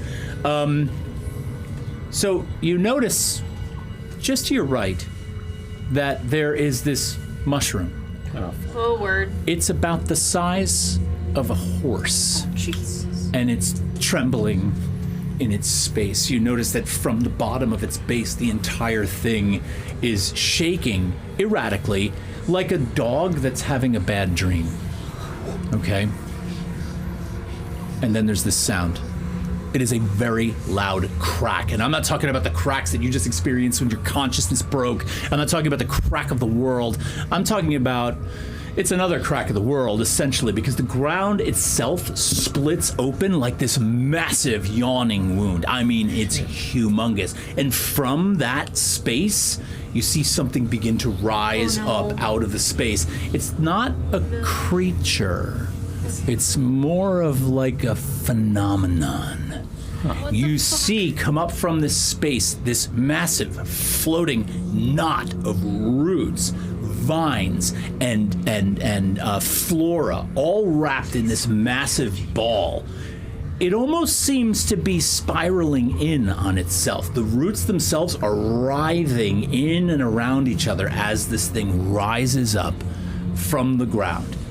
And then what's really strange is you see what's below it pushing it up, and it almost appears to be held aloft by these tiny little motes of blue flame. Almost like arcane energy push this thing up through the ground. As it comes up through the ground, all the vegetation around the crack in the earth where it comes from begins to immediately wilt and die. It just begins to just fall off. It wilts so fast and turns black that the power of this thing is very clear. But what's also clear is it doesn't necessarily move towards you right away because it doesn't need to. Instead, you hear it begin to sing. Ah, it's a no for me, dog. What? What is happening? Don't interrupt my flow! Sorry. But it's weird because it's not really music that's coming from this thing. It's something more primal, like the vibrations that you're used to, the atonal, the harmonics. All of these things begin to emanate out from it. You begin to feel the heart of the Vassarine react. Oh. Something is going on. Now, this vibration is, you're feeling it through your feet, up all the way up into your rib cages, into your shoulders. You're feeling this vibration. The heart begins to really pulse. You can feel it right through the bag that Thrud made. It seems to almost be, if I didn't have a better word for it, panicking. Fuck. Now, you can't see it right now, but you can tell something's going on in there. And this massive phenomenon that's in front of you, that's writhing and weirdly singing, the song itself, if you could sort of put together the resonance and the chords and the sounds and the vibrations, it's sad. It's sad. And there is something very obviously drawn to the heart itself. And when we come back next time, will pick up. Oh my Damn it. god. Oh, You're gonna my leave us with? god. That's where I'm gonna leave you, folks. Oh my god. You can cook. Can I have my written thing that you said? Yeah, you want it? Yeah, I want it. Yeah, I'll give it to you. Okay. I'll give you yours. I'll, you know what I'll do is I'll copy them into your Yeah. private Discord channel for you. Sure. That has to be the coolest intro to the Feywild. That is like I'm like overstimulated. that is I'm not even actually next there. level crazy talk. How much prep did that take? Well, that didn't happen today. That's been happening for like 2 weeks. Wow. Like I've just kind of been, because what ultimately my goal here is, if and when I get my book done, one of my big book supplements is going to be all Feywild. Yeah. Like I really, because there are not any, there's a couple of Feywild books out there for 5e, but there's not enough. And I feel like there aren't enough that really talk about, I mean, planar travel is too simplified in my book, because honestly, when we think about quantum physics and we talk about the idea of more than 3 dimensions or 4 dimensions, all those dimensions, like think about multidimensionality. It all exists, we just can't see it. And that's what all these planes should be. So my science nerd is coming out, and I don't really have a real science nerd, I just have a fascination with the stuff. I'm not a physicist, but I love it. And so I want it to come out in there. Oh my gosh. Jay is here in the chat. Thanks, Jay. Jay. It's such a good scene. Oh my God, amazing session. Thank you. That means a lot coming from you. insane. That's coming from the master. So yeah, so that's basically where I want this to go. What are you gonna say? You look like you got something you want to say. So, does that mean we leveled up? Actually, it does. You're kidding. You stole my thunder, man. I was gonna give you a level tonight. Oh yes. Oh. Now I need to decide what I'm going to level in. I'm going to level in truth. Level into evil. I'm putting Yeah, another. I have so many questions, but I feel like my questions are more so like private questions. Yeah, we can do private Then- questions. I know I'm with that exactly too, what yeah. I'm fucking doing. Well, we can do a lot of private Discord chats for the next, week or Yeah. two. I'd like to get them done earlier rather than later so that So, I can do my own prep. I do have a question that can be asked here. What, like, in my personal thing, when I saw myself turning black, is that still there?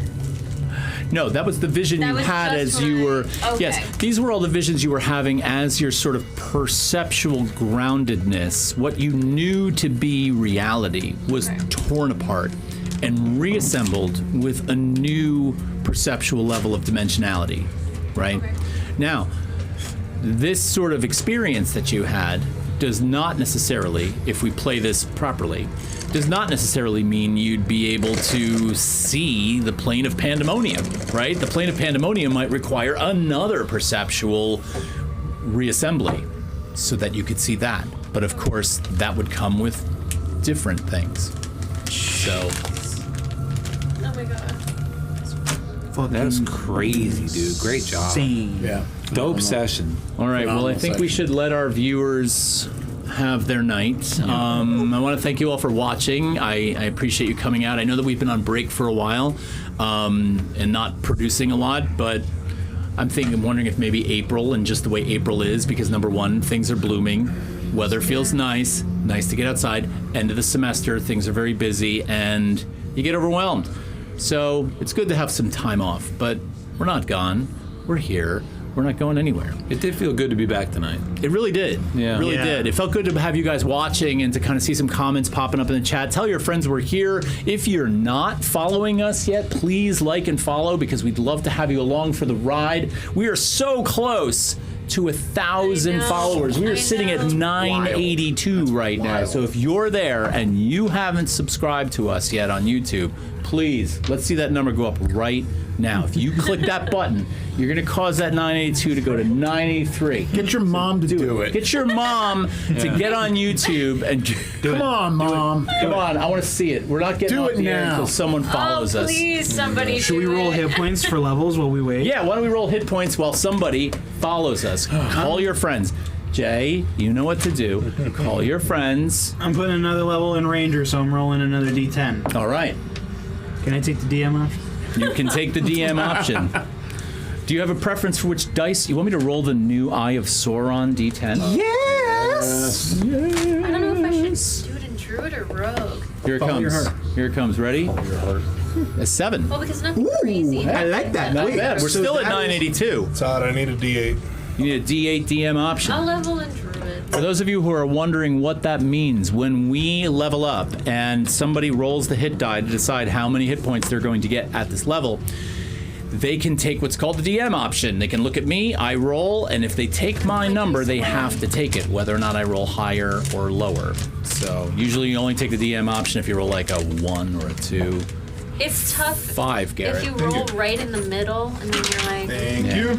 Yeah. I put all my dice away like an idiot. You said 5, right? 5. We are still at 982. I would like the DM option, please. D8. Please manifest that I don't have Jay to take says the DM. they're on it, boss. On Please, it. we're What'd you held say? hostage I need a here. DM till option. You need a DM 9:53. option too? D8. D8 coming up. Okay, I'm gonna roll mine. Guys, guess how many hit points that Are I you have serious? right now? I'm sorry. I don't know. I have 63. Okay, Is I it rolled a one? 6. Is it a 1? It's a 1. That's exactly what I Okay, so rolled. all right, good. At least you didn't gamble away a. At least you didn't I'm gamble away a not 4. taking the DM option. What'd you roll? A 6 on a D8. Okay, So I that's feel good. like- Papillon. I'm just making sure I'm a D8. I can Do you check want the for you. D8? I'm making sure I'm a D8. My Oh. my hit die. Oh yeah. I should know by now. Yeah, you're a D8. So then do I I put am? that Okay. here? Mr. Paper. No. Is that a, I'm gonna keep. I got a 7 out Wait, of did 8. you? Oh yeah, you're definitely Did keeping you that. Yeah, roll because I just rolled a twice? I 1. rolled a 1. I rolled another Did you 1. roll twice? Yikes. You get to re-roll once. Oh. Right, Todd? We What? still get to re-roll ones at once. You got to. That's how we've always done it. Yes, you could have re-rolled the I 1. totally forgot that. I didn't know you didn't re-roll it. I'm sorry. Well, Roll it. okay. Yes. Still a Fair 1. here. There you 5. go. There, bam. That's what we want. Yeah, You want we've the, always- I just rolled. You want the DM option? No. No? Don't do it. I would gamble mildly. Don't do it, dude. He's got a good poker face. Don't do it. What did you get? 5. That. Do it. Don't be a pussy. Do it. Squinty fucking eye. I'll take it. The 1. Yes! What is What it? was it? 8. Oh, it's fucking yeah! Yeah! That went from the worst possible thing to the best. I know. We went from a 1 to an 8. Yay! I'm right. sitting pretty with 63 max How do I hit put points. it? Very nice. I love I it. got 61. Road corner. I All right, love it. so listen, everybody. Our music is provided by Pocket Bard. We like the Pocket Bard app that we use. It's amazing. It allows you to seamlessly sort of switch between environments and combat to exploration, and it's really quite good. So check out Pocket Bard. We're big fans. We're still at 982. Pocket Bard was huge tonight. Can I just say? Pocket Bard was awesome tonight. Yeah. Fit It's so always huge. on point. I agree. I really enjoyed, because we went right from when I went into the Feywild situation, I went to their Cursed Lands scene, and I threw on Whispers, Tension, and Heartbeat, and it just filled the space in Did and it made perfectly. it really powerful. That's phenomenal. It was really quite good. I just add 7. Yeah, I mean, you can do it like that. Plus my con. Yes, Jay saying Pocket Bard was should insane tonight. add Agreed. Immediately. automatically when you level up. So we'll be back in 2 weeks to give you another Rising session. I don't know if we're going to have anything in the meantime, but we do have a couple of things in the pipe, so stay tuned for that stuff. We're not going to tell you about that yet, but it will be coming, and we look forward to seeing all of you again really soon. You guys, I think we're going to sign off and let our viewers go. Do it, Mom. We're still at 982, so we mom didn't wants push to over like at and 983. subscribe. Tell your friends, though. Get them to follow. All right, we're out. We'll talk to you all soon. Thanks very much. We'll see you in 2 weeks. Take care. That was good, man. What the fuck? I need my description.